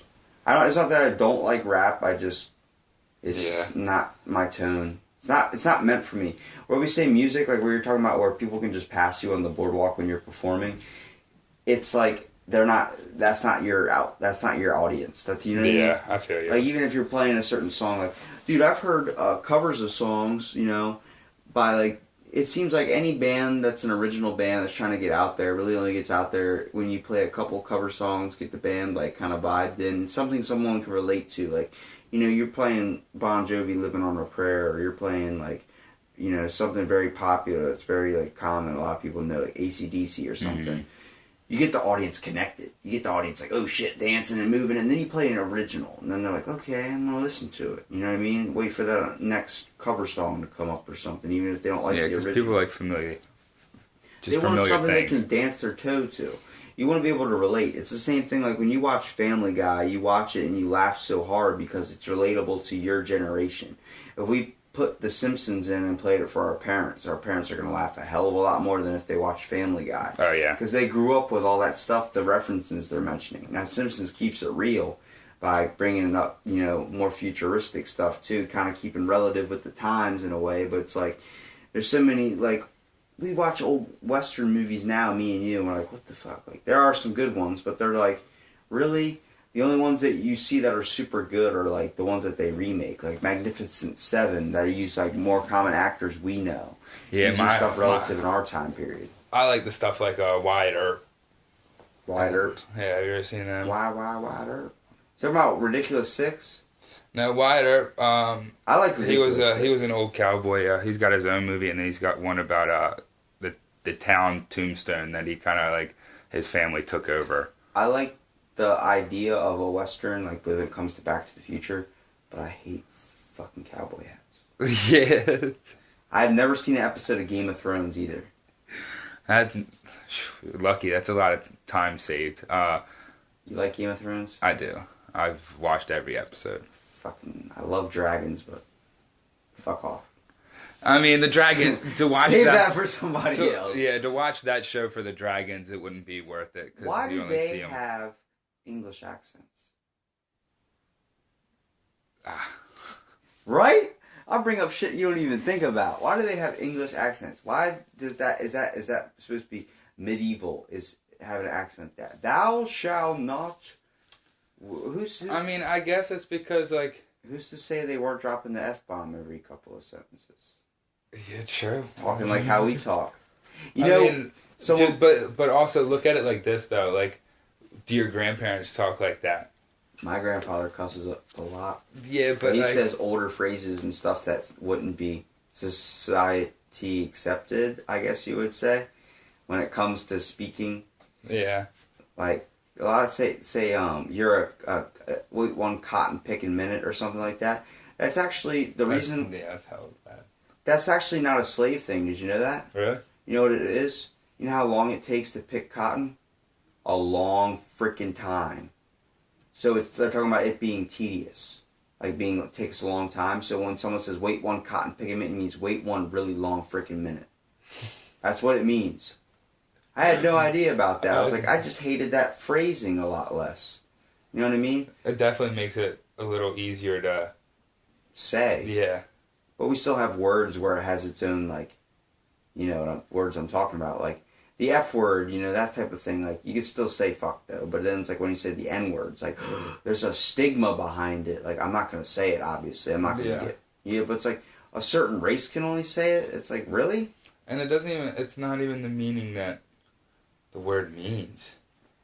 Like, but people gave it a word that has a definition, but still, different definition. You say it, and the back of your, like, hair on your neck stands up. Like, you get like, oh, God, what are we talking about here? You know, it's like, when it comes to so many things that we focus on, it's like, what do we find to be ridiculous? When do we sort out the bullshit, and when do we sort out what's real? Yeah. Like, what's the real problems? Global warming, all that, is that real? Or are we more worried about, how many feminists can... A wall. Yeah, build a wall. Yeah, build a wall, Trump. Good God, man. That is the dumbest thing in the world, man. Trying to keep people out from making their lives a little bit better. The worst part about it is, majority of people that come into this country come from Canada. Do you know Gavin McInnes? He's like a political activist, like, very, very alpha male type, like, believes the woman should be in the kitchen and all that type of stuff. Well, he's very comedic in a way. It took him 10 years and $10,000, and he still owes another $3,000 to get his freaking legal papers to be American citizen. He's from Canada. He's doing it the legal way and has to pay all this bullshit money, but people can come over here illegally and get a free U.S. membership just by knowing the fucking color of the flag. That's ridiculous. That is bad. I think the system's completely wrong. I believe if you take the time to make this, to put the effort into doing it, obviously we all don't have the resources to do that, but like if you take the time and the necessary amount of what it takes to actually do it, then why should you be punished in a way for doing that? He should be glorified for spending $10,000 and going that far into it. Yeah, especially just to be called one of us. Yeah, because I mean we like to think we're super great, but we still default to British accents when it comes to being talented. I mean, shit, our country's still in debt just like everybody. We will always be in debt. Okay, I'm not trying to get too into politics on here, but I'm not. there are good things about every civilization and bad things. But like the one place I'm definitely scared of is China. Yeah, I just feel like I wouldn't be able to grasp anything or anywhere where I was. It'd just be too confusing. I wouldn't. Well, you get used to it, like we said. Like if I moved you to New York and you were born and raised in New York and you came down here, you'd be like, why does the air smell funny? Like, why does it smell funny? It's like, it doesn't smell funny. It's pure. Like, it's a lot purer than where you're from. Yeah. We don't have that high population. There's not brake dust. That's a thing. In New York, they have brake dust that gets in their lungs. And that's why they smoke all the time, like in New York. And then they wear earbuds to drown out the freaking traffic noises. First of all, why do you own a car if you're in New York? Yeah, especially when the parking is like $100. You're not going to be able to park anywhere. And first of all, you don't really move. Like when it comes to cars, like they're stuck in traffic probably half the time. Yeah, I would either bike it or bus it. Yeah, but you can function way faster. But it's like there's so many people crammed into one spot. You came down here and you're able to actually move and be free. It's the same thing when you run into a Chinese person or someone that's from that land. I'm not saying an actual like, oh, you're just Chinese. No, I'm saying you're from like the actual land of where it's heavily populated. If you meet someone from there, when they bump into you and they don't apologize, you see that as rude, but that's what they're culturally known to do. There's so many of them, there's like if it happens, they don't take any offense to it. Yeah. You know, it's different from the Canadian that bumps into you and gives you a donut. He gives you a donut for bumping into him. Oh, I'm sorry about that. Didn't see it there. Would you prefer a jelly? Oh, I love Canada. I give them so much shit. I've never been up that area, but I've never been to Canada, but I want to. I hope everybody from Canada is like Trailer Park Boys. Any place that has a flag that has a leaf on it, and also is bacon approved and ham approved, and they ride horses, they're Mounties. Dude, have you seen Super Troopers 2? No, I have not. Bruh. Is it good? They're American, but they have to act as Canadians. They steal the Canadian guys' outfits because they're getting a fight with the Canadian people. Spoiler alert for anybody listening. But they're doing the mouthy thing, so they pull the people over and they start speaking French to the people, and they're like using sexual references, ID, pass ID, like doing that, and then they start speaking a bunch of French and start getting into arguments, and it's just so funny because it's gibberish. But it's so crazy, dude. Like, oh my god! And then they run into the guy that pulled him over from the first one, the meow guy. Okay. Are you saying meow? Do I look like a cat to you? He pulls him over. He goes, hey. He goes, what are you guys, meownties? And they just rip him out of the car and start arresting him. Freaking Jim Gaffigan, man. That's cool. They tie in the first one really good. It's really good. A lot like the second one with it had a lot more to do with Farvo, which I liked. Like where Farvo's in the porta potty and the bear knocks it over. And he goes, guys, I just took a grizzly shit. And he starts cracking a bunch of like references and like, all right, shoot him. Shoot the bear, Farvo. Like that stuff's funny, man. Like I enjoy, you know, it's when they bring stuff, especially when they make sequels. A lot of times they fuck it up. Like a lot of times, like, you know, the Star Wars thing. I think that's going too far. I don't like the Star Wars at all. I haven't seen any of the new ones. I've only seen what I've seen is the remakes. I've seen the ones with before or the ones that came after Liam Neeson, where they showed Darth Vader, Anakin Skywalker getting burned. I saw those, so those were my Star Wars. Okay. My parents saw the older ones. Yeah. So I never saw any of those. And then you look at I like how they brought back in what's his name, not George Lucas, the creator, but Hannibal. Who's the guy that played Luke Skywalker? I'm not too sure. You know who I'm talking about, though, right? I know. Yeah, I know who you're talking about. They brought him in the newer ones and stuff like that. That was cool, like bringing him back and stuff. You know, Princess Leia had a mental disorder. She had bipolar manic depression. Really? Isn't that ridiculous? She used to talk about how she used to be so popular and walk around through crowds and everyone would know her as Princess Leia and she'd have all this stuff and feel on top of the world. But then she'd just have these moments where she felt useless and nothing. It's like, you're Princess fucking Leia. You have all this attention, your life is good, you have money, you have all this stuff, but like how crazy we look at when it comes to mental disorder and how strong of depression stuff is, like it's ridiculous to think. That's why I really try and get people to pursue their passions and stuff. Like, if you feel like you want to start a podcast, I've met a couple people now that feel like, you know, they don't know they don't want to start a podcast, but they have such a, like, they're able to talk like me in a way. Yeah. But like, so what if, you know, you don't think anybody's going to want to hear it? I'll listen to it. I'll support you 100%. I'll be on your podcast. Do it just to do it for yourself. The reason why was I had a thought of doing one because I watched Joe Rogan and watched, you know, all these types of podcasts where I'm like, you know, I'm listening to it. I want to have a conversation where I hear people's interesting stories. And I was like, you know, I just want to shoot the shit with people. And the reason I have a notepad in front of you, if you want to draw something down or write something down and leave yourself something on the thing, or, you know what I mean? I'm like, we'll even take a picture afterwards. I don't care what you want to do. Something you can put up on social media. I don't care. I don't ask you to spread it around or do it. I'm like, if you like it, that's all that matters to me. If you had a fun experience when you came over here and, like, you know, if you were able to relax and get comfortable and kind of like just shoot the shit, like, you know, either make you laugh or just, you know, kill some time out of your day. I'm like, I appreciate you even coming down and being on it, because, like, that's all that really matters. And a couple days from now, I'll ask you, like, did you have fun on it and like that type of stuff? Like, oh, dude, it was a blast. A lot of people are like, it's like therapy, man. It is. And a lot of people are like, dude, it's like, felt like I was stoned. I was like, it's those conversations you get. Like, everyone has a conversation with someone that's like, that was a real fucking conversation. Like, either it was just talking about stupid stuff, but it was like one where you're always going to remember. It's going to leave a mark on you. It's going to imprint something onto your mind where you're like, that was pretty cool. Like, we I don't even remember what we talked about, but, you know, it was fun. And then you have to go back and listen to it. I'm like, that's why I got it recorded, because, like, we're going to go from our tangents of talking about, you know, music to going and talking about Chris Brown tipping $10 and then Rihanna not paying for her meal, and then Chris Brown slapped the shit out of her at Philip's restaurant. Where it all started. But it's like, it's cool to see how there's actors and like comedians and all this stuff. I want to get back to that. Where like, they're completely 100% aware of how popular they are, and they take it to the full extent, getting free stuff, getting like, you know who I am, you know who I am, you know who I am. Like that type of thing, like everything should be paid for.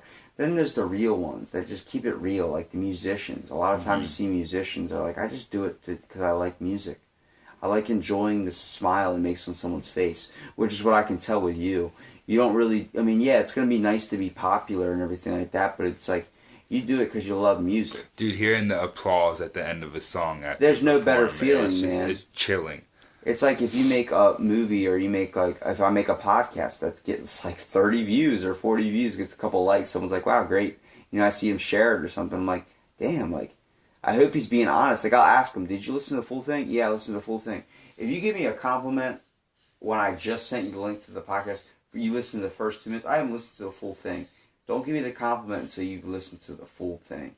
I don't edit anything out, but I want you to listen to the conversation. I understand you're going to like it, but I just want you to, you know, truly mean it when you say it. Yeah, I don't the first want you one I giving me a listened to false like compliment. 20 minutes of the first episode. I was like, holy shit, yeah, I want to do this. Did you catch the vibe though? Yeah, it was about it was, shitting it was, and random things. That's something I've done. I work at a hotel. I literally craft in every single toilet and pissed in every toilet. And I asked my buddy, he works HVAC. I'm like, you know, that's the first thing I would do. I've been in my house after some MediaCom or somebody was over here, and the smell of the bathrooms was like air freshener. I was like, this dude's lighting it up.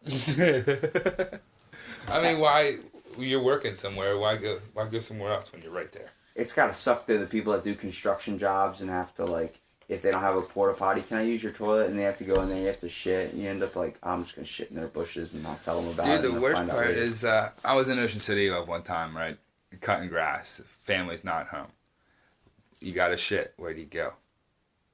gotta go. Like, you gotta just find someplace, man. I've been under porches, like front porches. All right, if it's the summertime and you're working in Ocean City, the best part is you either got the bay or you got the ocean. I did jet skis, so if I ever had to take a massive crap, I just drove my jet ski all the way to like the Marsh Islands where there's like mud getting kicked up everywhere. Just went over there, ripped the pants. Now you can't tell if it's shit or mud. Nope.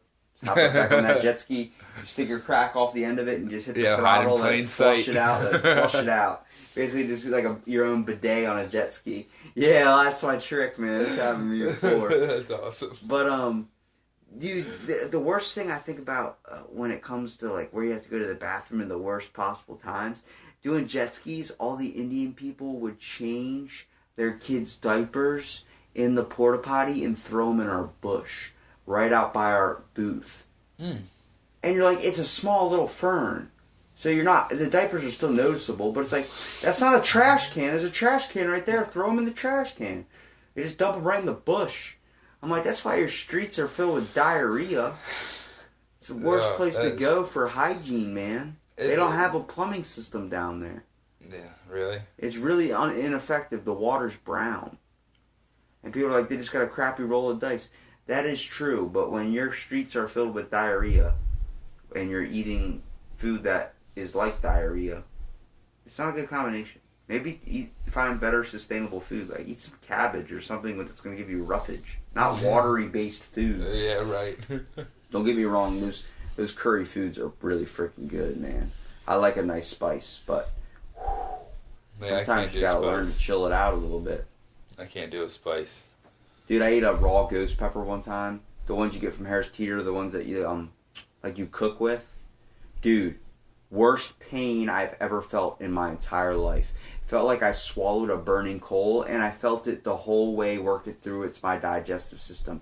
4 hours in, I felt it hit the large part of my intestine, where it was just sitting on the bottom of your stomach and just burning. Dude, I was like, I'm never doing this again. But you ever seen the show Last Dab? Or not Last Dab, Hot Ones? Mm-mm. Chris Evans, where they have all these different hot sauces and all these, they dab the wing with a hotter and hotter hot sauce. They recently had Gordon Ramsay on, and he drank a bottle of Pepto-Bismol. But like, that's the interview type stuff I like, because it's real. Because what happens is, the guys know they're on there for an interview, but during the thing they're eating hot wings. You don't understand how sensitive you become when the wings get really hot. When you see people do the ghost pepper wing challenge or something like that, I actually had my one of my podcasts, Stevie J, he did the ghost pepper challenge at Pickles where he ate those wings. He's tearing up, snot running down his nose, crying, like pale white, can't touch his face, all red. He's all like dying, and like people, he's like, just give me water, like that, doing that type of stuff. He did the challenge, God bless him, but like, when you're doing those wing challenges, when you watch this stuff, look it up. It's called Hot Ones. You're listening to freaking those guys like, I'm going to kill these wings. They get to like the third, fifth wing. They're like, oh shit. Like, you're asking them questions. You ever talk shit on someone? Yeah, I talked shit on this one comedian one time when he said this one thing. And they don't even mean, they're not controlling themselves anymore. Yeah, they're just saying what they have to get it out real done. It's a lot like this podcast. Like, you come in here like, maybe I shouldn't say this, and the next thing you know, you end up getting so relaxed, you end up saying something like, oh shit, did I just say it? Like, yeah, you did. Like, fuck it, who cares? You're like shit under a porch. Yeah, like I had one, I think one of my first ones when I was still editing them, they were like, oh, can you edit that? I didn't mean to say that person's name. Oh, I didn't mean to say that person's name. Oh, I didn't mean to say that place's name. It's like, oh shit, and so they're editing it. I'm like, look, man, you're going to get comfortable, so you better think in your head, but I don't really care, because I keep it real. I lay it all up on the table. Say what you got to say. What did I tell you when you texted me and said there might be some stuff? We can open like a strip club. Yeah, I said I'm open like a strip club, bruh. Mm-hmm. And apparently they can't have whipped cream, which I did not know about. Some strippers that are vegan can't have whipped cream. Never been into a strip club. Neither have I. But my buddy DJ's at one, and apparently they can have chocolate syrup, but they can't have whipped cream. Isn't that nuts? What's whipped cream made out of? Some type of dairy. But there's a dark chocolate that's not made out of dairy. They can't have milk if they're vegan. Mm. They can't have Jell-O either. I learned that, because it has animal bones in it. And I eat Jell-O a lot, so I'm like, damn, I'm eating animal bones. I actually plan on, after the podcast, getting a bag of gelatin from the store. I'm craving it after thinking about it. It's so good, dude. It fills you up too, and it's fun to like. Everyone looks at you like, "What are you, a child?" You're like, "It's Jell-O." I like popsicles. Really? That's my thing. Yeah. I hate popsicles. I love It's the cold popsicles. aspect of it. I don't like it like. Alright, do you bite into it like a? Or you suck on it or bite into it? Now, what type of popsicles? First of all, I like the. It's gonna sound like real childish, but the rocket chip. the rocket ones. Yeah, the red, white, and blue one. All Do you remember the the SpongeBob and Scooby Doo one with the gumball eyeballs? Yeah. And So yeah, I so you couldn't see do the that. item on the package, and then you pull it out, and it's like, this thing looks completely fucked up. Looks Yeah. like someone stomped on it with their foot or something. You're like, this thing is mentally challenged in a way. Yeah, I've gotten a SpongeBob from the ice cream trucks that drive around at the beach, and it was just sad. I used to hear those things at work because I work right on the beach. So you hear dun dun dun dun dun dun. I'm like, ice cream! Start running down the street. Ice cream, ice cream. See, I used to like fudgesicles, the chocolate fudge pops, and then I think my all-time favorite though, like popsicle would be.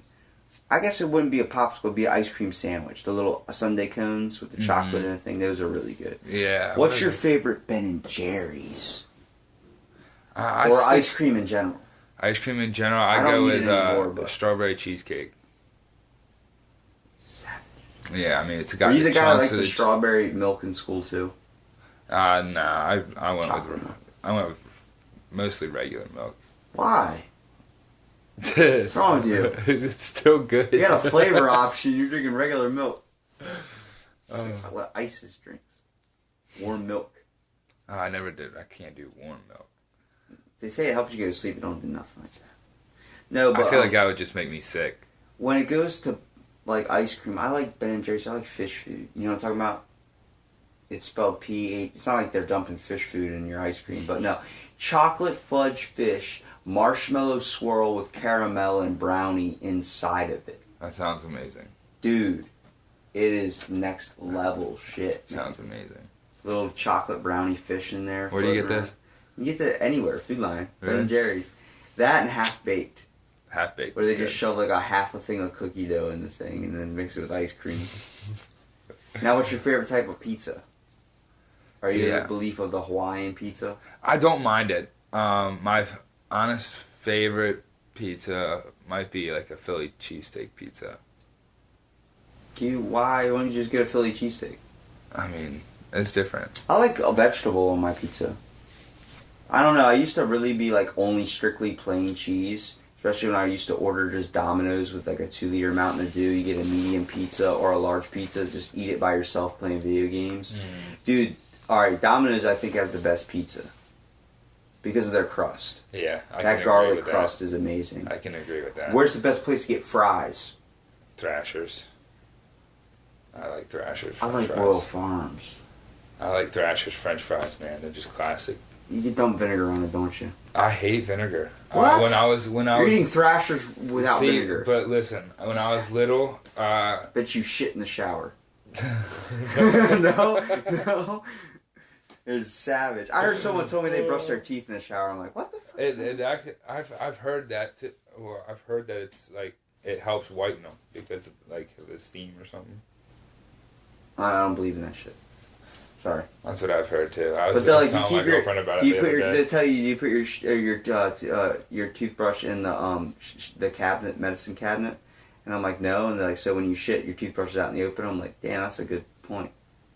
Getting Yeah. probably poop particles on my toothbrush. Good thing I don't brush my teeth. Yeah, who needs that? All right, what were you saying about Thrashers with the vinegar? When I was little, I can't drink vinegar because there was a little bottle of it, and like you know them old glass containers. It just says oil on it. It's got a little pour. Yeah. I thought it was like apple juice, and I went to drink it, and I took a big gasp and I inhaled it. So like every time now I smell it, it makes me want to get sick. I had Thrashers a long time ago on the boardwalk in Delaware, that boardwalk down there. Freaking my brother gave me one of those like small like ketchup cups, you know, the ones you fill up with condiments, of vinegar, and told me to drink it. He dared me, and I drank. I mean, it was a big one too. It wasn't one of the small little plastic ones. It was the big ones. And I drank it, dude, and it hit my lower part of my stomach, hit that acid in your stomach. dude, I thought I was gonna vomit my butt off. It's supposed to be good for your system. It cleans out all your toxins. I put apple cider vinegar on like a lot of my salads and stuff to kind of, it helps you take a shit in a way. It helps you clean out. You mix that with a coffee, there's no way you're not going to It's the like a bathroom. laxative. But yeah, I mean, vinegar is good too. It cleans out all those bad toxins, like if you're trying to freshen up from something. But dude, there's just certain things like I can't do cinnamon. If someone starts making French toast or something, I can't do it because I drank a whole bottle of Fireball in one sitting by myself, and for 2 days after that, I sweated nothing but cinnamon. If I smell French toast, it makes me sick to my stomach. I can't go any breakfast places that have cinnamon because immediately when I smell it, I just get mad sick. Oh, that sucks too, because that's everywhere. Yeah, dude. I one time, like, you know cumin? Cumin is a spice. If you dump cumin on anything, it makes it taste like Taco Bell's taco meat. I swear to you. You dump it on a salad, it tastes just like you're eating Taco Bell. No shit. You don't even have to put any meat in there. It tastes just like you're eating Taco Bell. Well, I mixed cumin with cinnamon one time and dumped it all over my salad and started eating. Oh my god, I almost got sick. I had a bite. I was like, oh, I got a mouthful of cinnamon. I'm like, oh, no way. Here it comes Fireball. I'm getting busy. That's rough too, because man, that's a good drink. What, Fireball? Yeah. I was always a Jaeger man. I like Jaeger, but it's just so thick. I don't like the aspect of drinking. I like, if I'm going to get fucked up, just get fucked up. But I like the real moments you get from getting that. Like, if you're with a friend and you guys get messed up, it seems like you guys can both get to a level where you guys really feel like your emotions come out. Yeah. It's a lot like you basically just took therapy in 5 it just minutes. throws your filter away. Yeah. In a good way and a bad way. Yeah. A lot of times, like, oh, pregnant are you? I'm not pregnant. Oh, God. I shouldn't have said that. I just figured you were drinking water. That's the smoothest transition. This is a vodka tonic. Oh, okay. With Then an have fun. olive cherry. What's your favorite fast food place? I go to McDonald's a lot, but I love the Salisbury place, the cookout.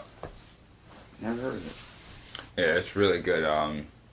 It's actually right across the campus. I like They have the best milkshakes. what's it called? Oh, Jesus. Not Chick-fil-A. They're closed on Sundays, so they lost my portion. Yeah, that's a little. That's Christianity, weirdness. But what's it called? It's Checkers in Salisbury. You know what I'm talking about? Yeah. Dude, they have a bacon burger, man. That's ridiculous. I've actually never been to a Checkers.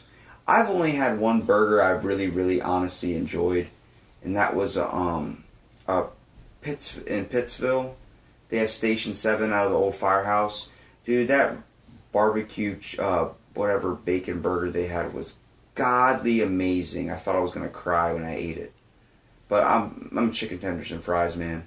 Down to the end. I love burgers. The best one I've had, I think, in Ocean City was that Australian. Outback? No, the Australian burger place. Bloomin' Onion? Oh, I can't Crikey, remember. mate. I can't. It's Abbey Burger. Oh, yeah, they got good burgers. Yeah. I know my buddy works there as a waiter. I love their burgers. That's my favorite place. I always find, like, I've talked about this before, my one buddy's a sushi chef. He basically got hired because our friend owns it, but, like, he's Vietnamese is also why he gets hired. Like, you notice an Asian restaurant, when you want authentic Asian food, they ask you, hey, you know, like, it's basically you get hired if you're Asian. When you want to go get Mexican food, where do you go? You go to a Mexican restaurant that's Mexicans cooking your food. You go to an Asian restaurant because you want Asian food. That's what the aspect is. But there was a white sushi chef that basically he talked about the process of becoming an actual sushi chef in like Japan, and it didn't even originate in Japan. It originated in Taiwan.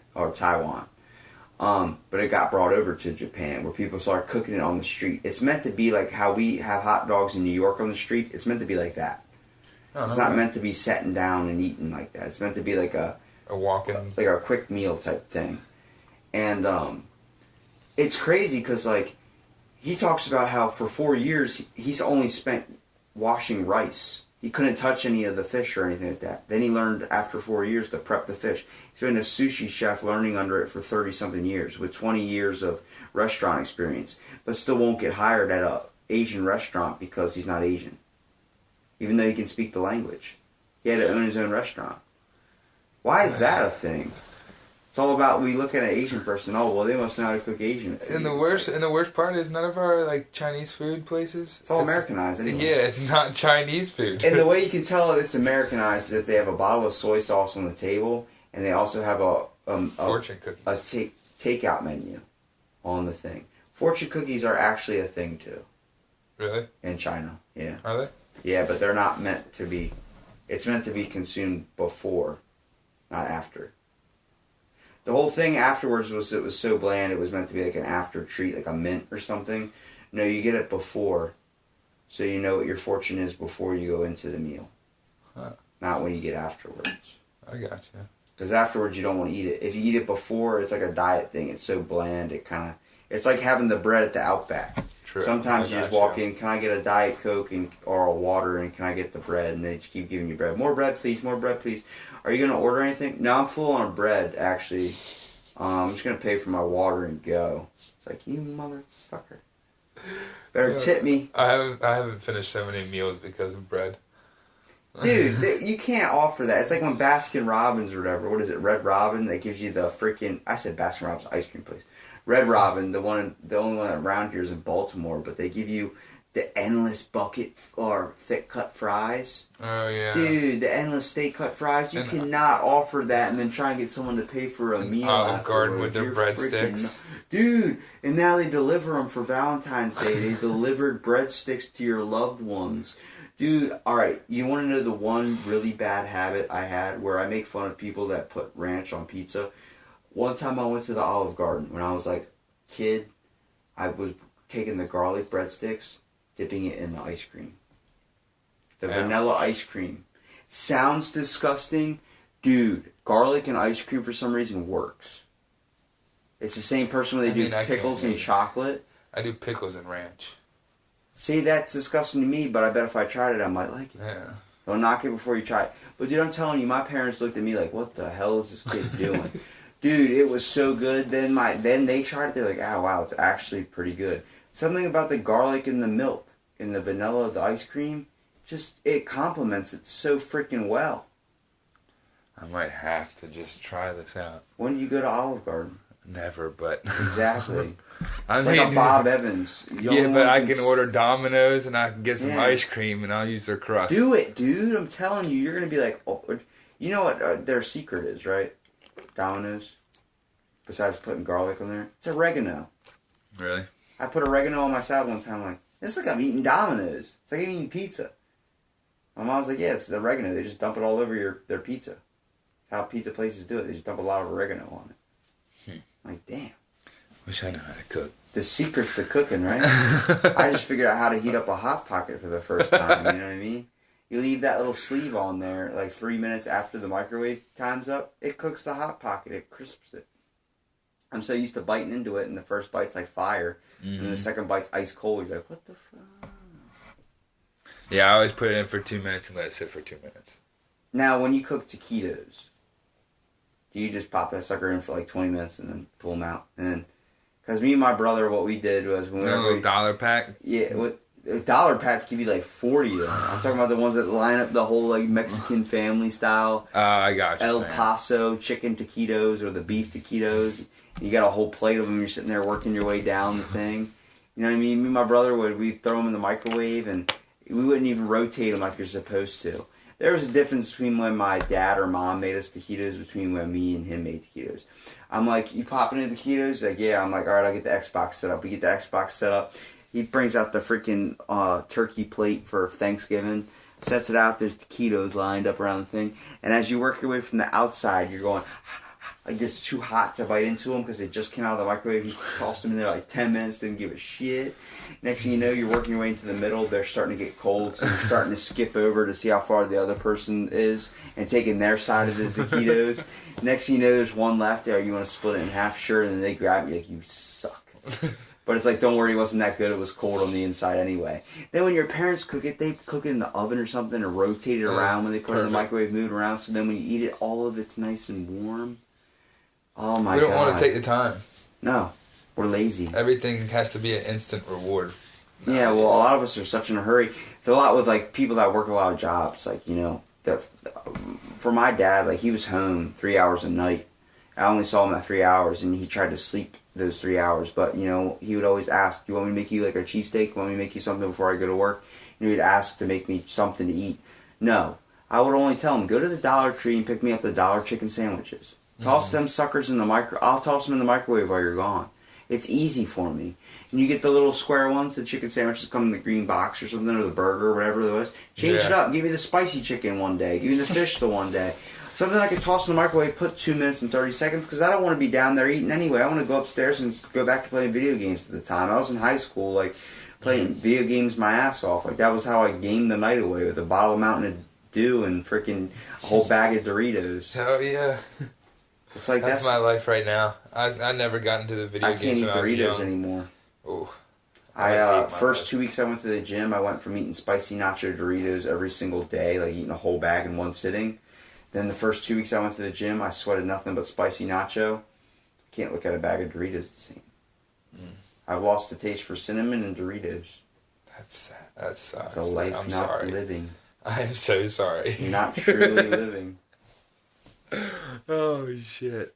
It's crazy though, man, because like you realize the stuff you used to eat all the time, and then you get on a health kick or something, and you try and go back to like, how did I ever even function off this in the first place? Yeah, I'm doing like the meal prepping and everything like that. So, I like my mom, like she used to buy, because she lives next door to me. Mm-hmm. She used to buy all the snacks and everything for like the lunches, like the ho-hos and all this stuff. And Nutty bars. Yeah, and then you're like... Zebra cakes, man. After you've been meal prepping, you go back, and you're like, do you still want me to buy the snacks? Absolutely not. So I can't go to my grandparents anymore, because they're like... You know, my grandma makes these pretzel rods that are rolled in caramel, that are rolled on top with chocolate chips, M&Ms, white chocolates, and then she freezes them. I told my cousin, who I met for the very first time, we didn't know he was like around. I don't know if you heard about this. It was my... Christmas Day podcast, but he came over. It was only my second time meeting him, and I'm like, dude, let's shoot a podcast. I don't know anything about you. You're 30 years old. Like, I've never met you before. We just found out you existed a couple of years ago, and now I'm finally meeting you. You're my long lost cousin. I was like, one thing when he came over, I was like, you met my grandma, right? And he goes, yeah. He goes, I'm like, did you try her pretzel rods? And now, to someone that doesn't know what the pretzel rods are, it sounds like a dirty reference, but no.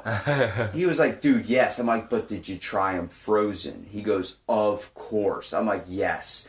A frozen pretzel rod rolled in caramel with chocolate chips, M&Ms, all that, and nuts on top of it, like the little pecan stuff. Dude, it is heaven when they're frozen, man. That sounds really good. Oh, my gosh. And I always ask I'm trying her to, like, Christmas, picture it in my head. Oh, dude, if I had a picture, literally, picture a pretzel rod. Bunch of colorful M&Ms and chocolate chips and white chocolates just rolled up in caramel, so it's stuck on the end of the stick, and you get to hold it like this and eat it like that. Imagine it frozen, though. Perfect. It's like a popsicle. That's the one popsicle I get to. Shit.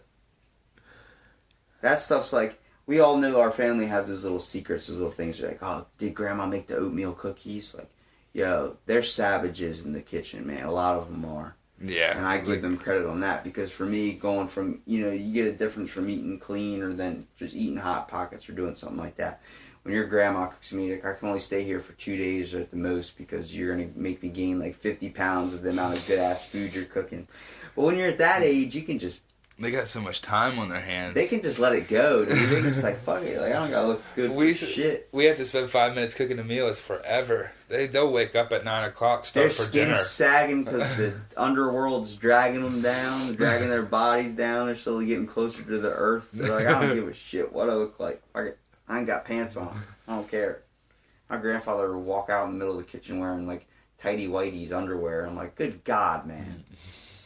What are you doing to me? My papa, well, he loved his flannels.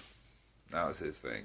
Oh yeah, we always that's the one thing we get my we call him Pappy C. All we do is get him freaking flannels. That's all he wears. Flannel man. Flannels and sweatpants. Got a new flannel today, don't you? Yeah, you noticed. Yeah, it's not blue like the other one. That one's a dark blue. Got different versions. We got light blue this time. This is my Monday flannel. This is my Hanukkah flannel. Why is it Hanukkah flannel? I don't know. Just wore it on Hanukkah. You know what Hanukkah is? Well, the excuse is I can wear it all week. I can wear it all week. That's my excuse. I don't have to do laundry. Exactly. That's a pain in the ass too when you get older doing laundry. Yeah, I hate it. Sitting there sniffing every shirt. This one clean? Oh, smells okay.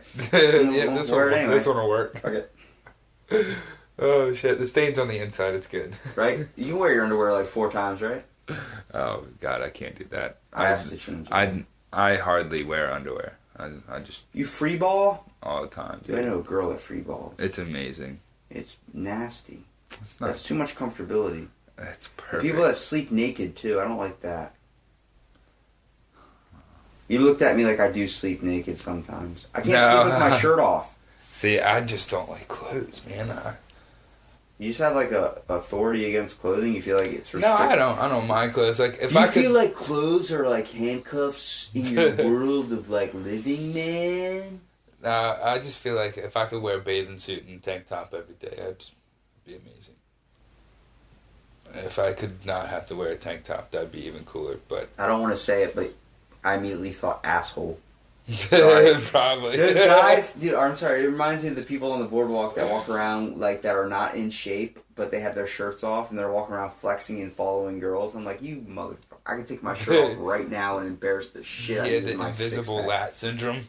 Yeah, walking like they can't fit through a door. Dude, you can fit through that door. I've seen a big ass bodybuilder drive a freaking smart car and be able to get out of it just fine.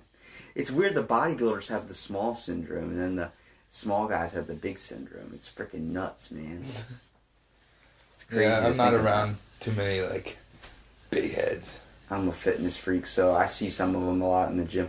A lot of them, it's like when I talk to bodybuilders and get like that, like it's just the aspect of like a lot of them suffer from like eating disorders and body dysmorphia from doing it for so long. They don't know how to relax. Like I've gone every day for 6 years, and, you know, I'm killing myself like just not going and something like that. It's like, you know, it's terrible, man. But it's like it's because I was made fun of and I was scarred that way. But you know, there's you got to realize that you can't keep that up. I mean, going every single day for 2 to 3 hours a day for 6 years.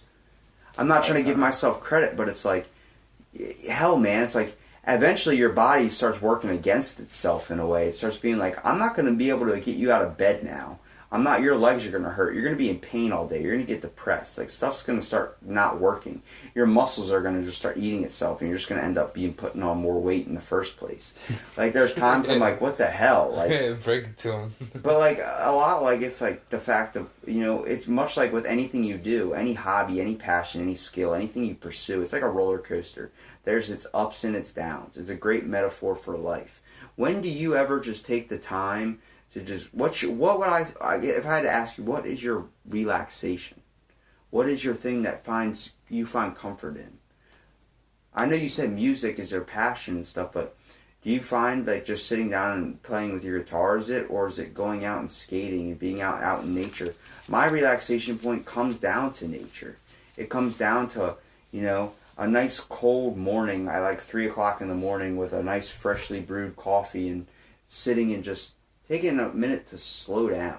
Because I have ADHD, so it's like I'm constantly you could tell, I mean, shit, I'm all over the place. But it's like taking that time to slow down, man, and just having that minute where you're like, whew, this is it. Like, I don't have shit to do.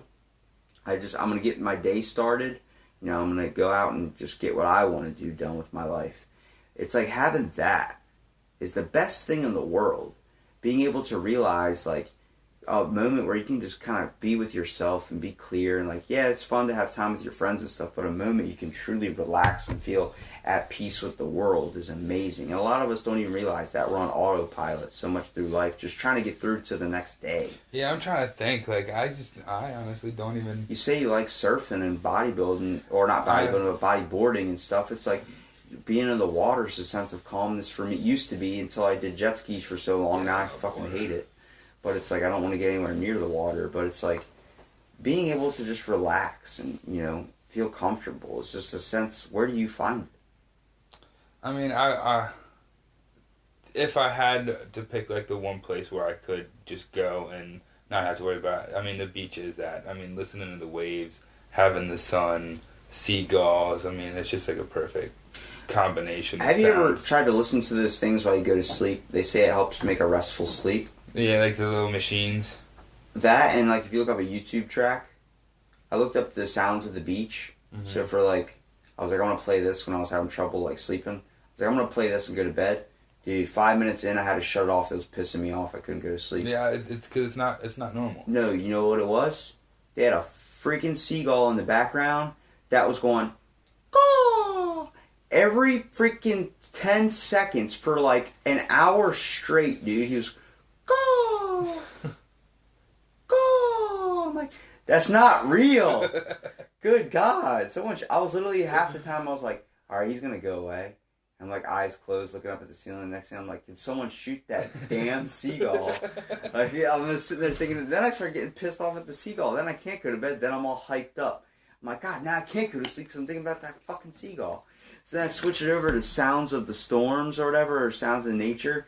You listen to nature, all you hear is ribbit, ribbit, with like raindrops. I'm like, oh my God. Yeah, I think the repetitiveness is what kills you in the nice one though is thunderstorms, because we don't mind thunderstorms being repetitive.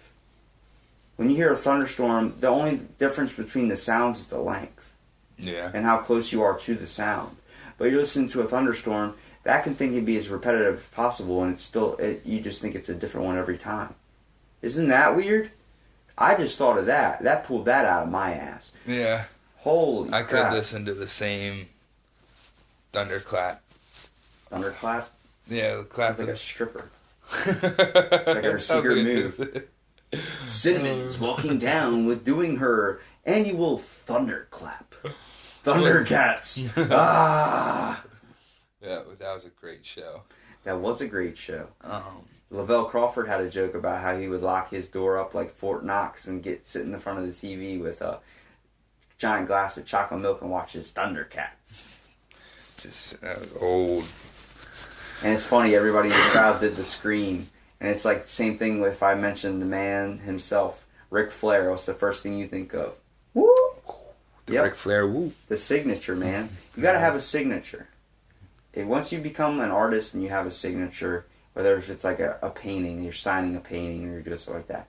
If you, like comedians, they establish themselves as like the Mexican comic, the stand-up, whoever I have my one person on here, Stevie J. He's like, should I be the adopted comic? I could crack jokes about being adopted and stuff like that. Like, there is a certain thing, if you find your clique, find the way you want to run with it. Kim Jong, the guy that did the Hangover movies, he just released a Netflix special. I watched it. Yeah, did you see the first beginning where he met like 3 people in the crowd that had the same name as his wife and last name, Ho? Really? Yeah. That was the first minute. What do you mean you watched it? Oh man, I don't watch everything. Like, see, when I watch things, my wife's name is Linda Ho, or something, Leslie Ho, or something like that. And then the one girl in the crowd goes, my last name's Ho, and my first name's Leslie. He goes, no fucking way, your name's Leslie Ho? My wife's fucking last name's Ho. What do you do for a living? Don't tell me you're a fucking doctor or I'm going to lose it. No, I'm not a doctor. Okay, that's what my wife is. And then some lady from Singapore's sitting on the table over and goes, my last name's Ho. Oh my God, I'm surrounded by hoes. That became a joke for that whole crowd where they got the experience. Yeah, see, I have the 2 TV set up, so I'll have a show going. And you got ADHD too. Mm-hmm. Yeah. Really I have multiple bad. screens, and they're like, he's got ADHD. No, I'm multitasking. Right? That's normal. On my phone. Yeah, step it up. Sorry, our brains process faster, and they look at ADHD as a mental illness. I think of it more as a handicap. If I'm sitting in an environment, I got to be like rubbing my hands together or doing some shit, but like at the same time, I can get into like when we're having a conversation, you notice how it's taking all these different turns. Mm-hmm. It's because my brain's thinking at a million different things as we're talking so much right now. I want to go back to freaking taquitos. I want to do all that stuff, like roll around, like how much of a godsend 7-Eleven is with their taquitos. If you go at like 1 o'clock in the morning, the guy there just gives you all the taquitos left on the roller. Right, because like, they're going to toss them. Yeah, right? exactly. It's like when you go to a donut place and they're throwing all the donuts out, and they throw all the donuts in a black trash bag and throw them in the dumpster. My buddy used to go there right when they threw them in the dumpster and just pull them out and freaking take I had them. 2 roommates that worked there. So used to I probably got bring them home. Dude. Yeah, damn right. Such a bad experience, man. You gotta be like, how am I gonna eat healthy and meal prep? Dude, it was so hard. Everything was donuts. You know the one thing I can get at my work 24/7 besides beer. People leave beer all the time. Pizza. We have so many Johnny's Pizza. All these people leave full things of pizza in the room.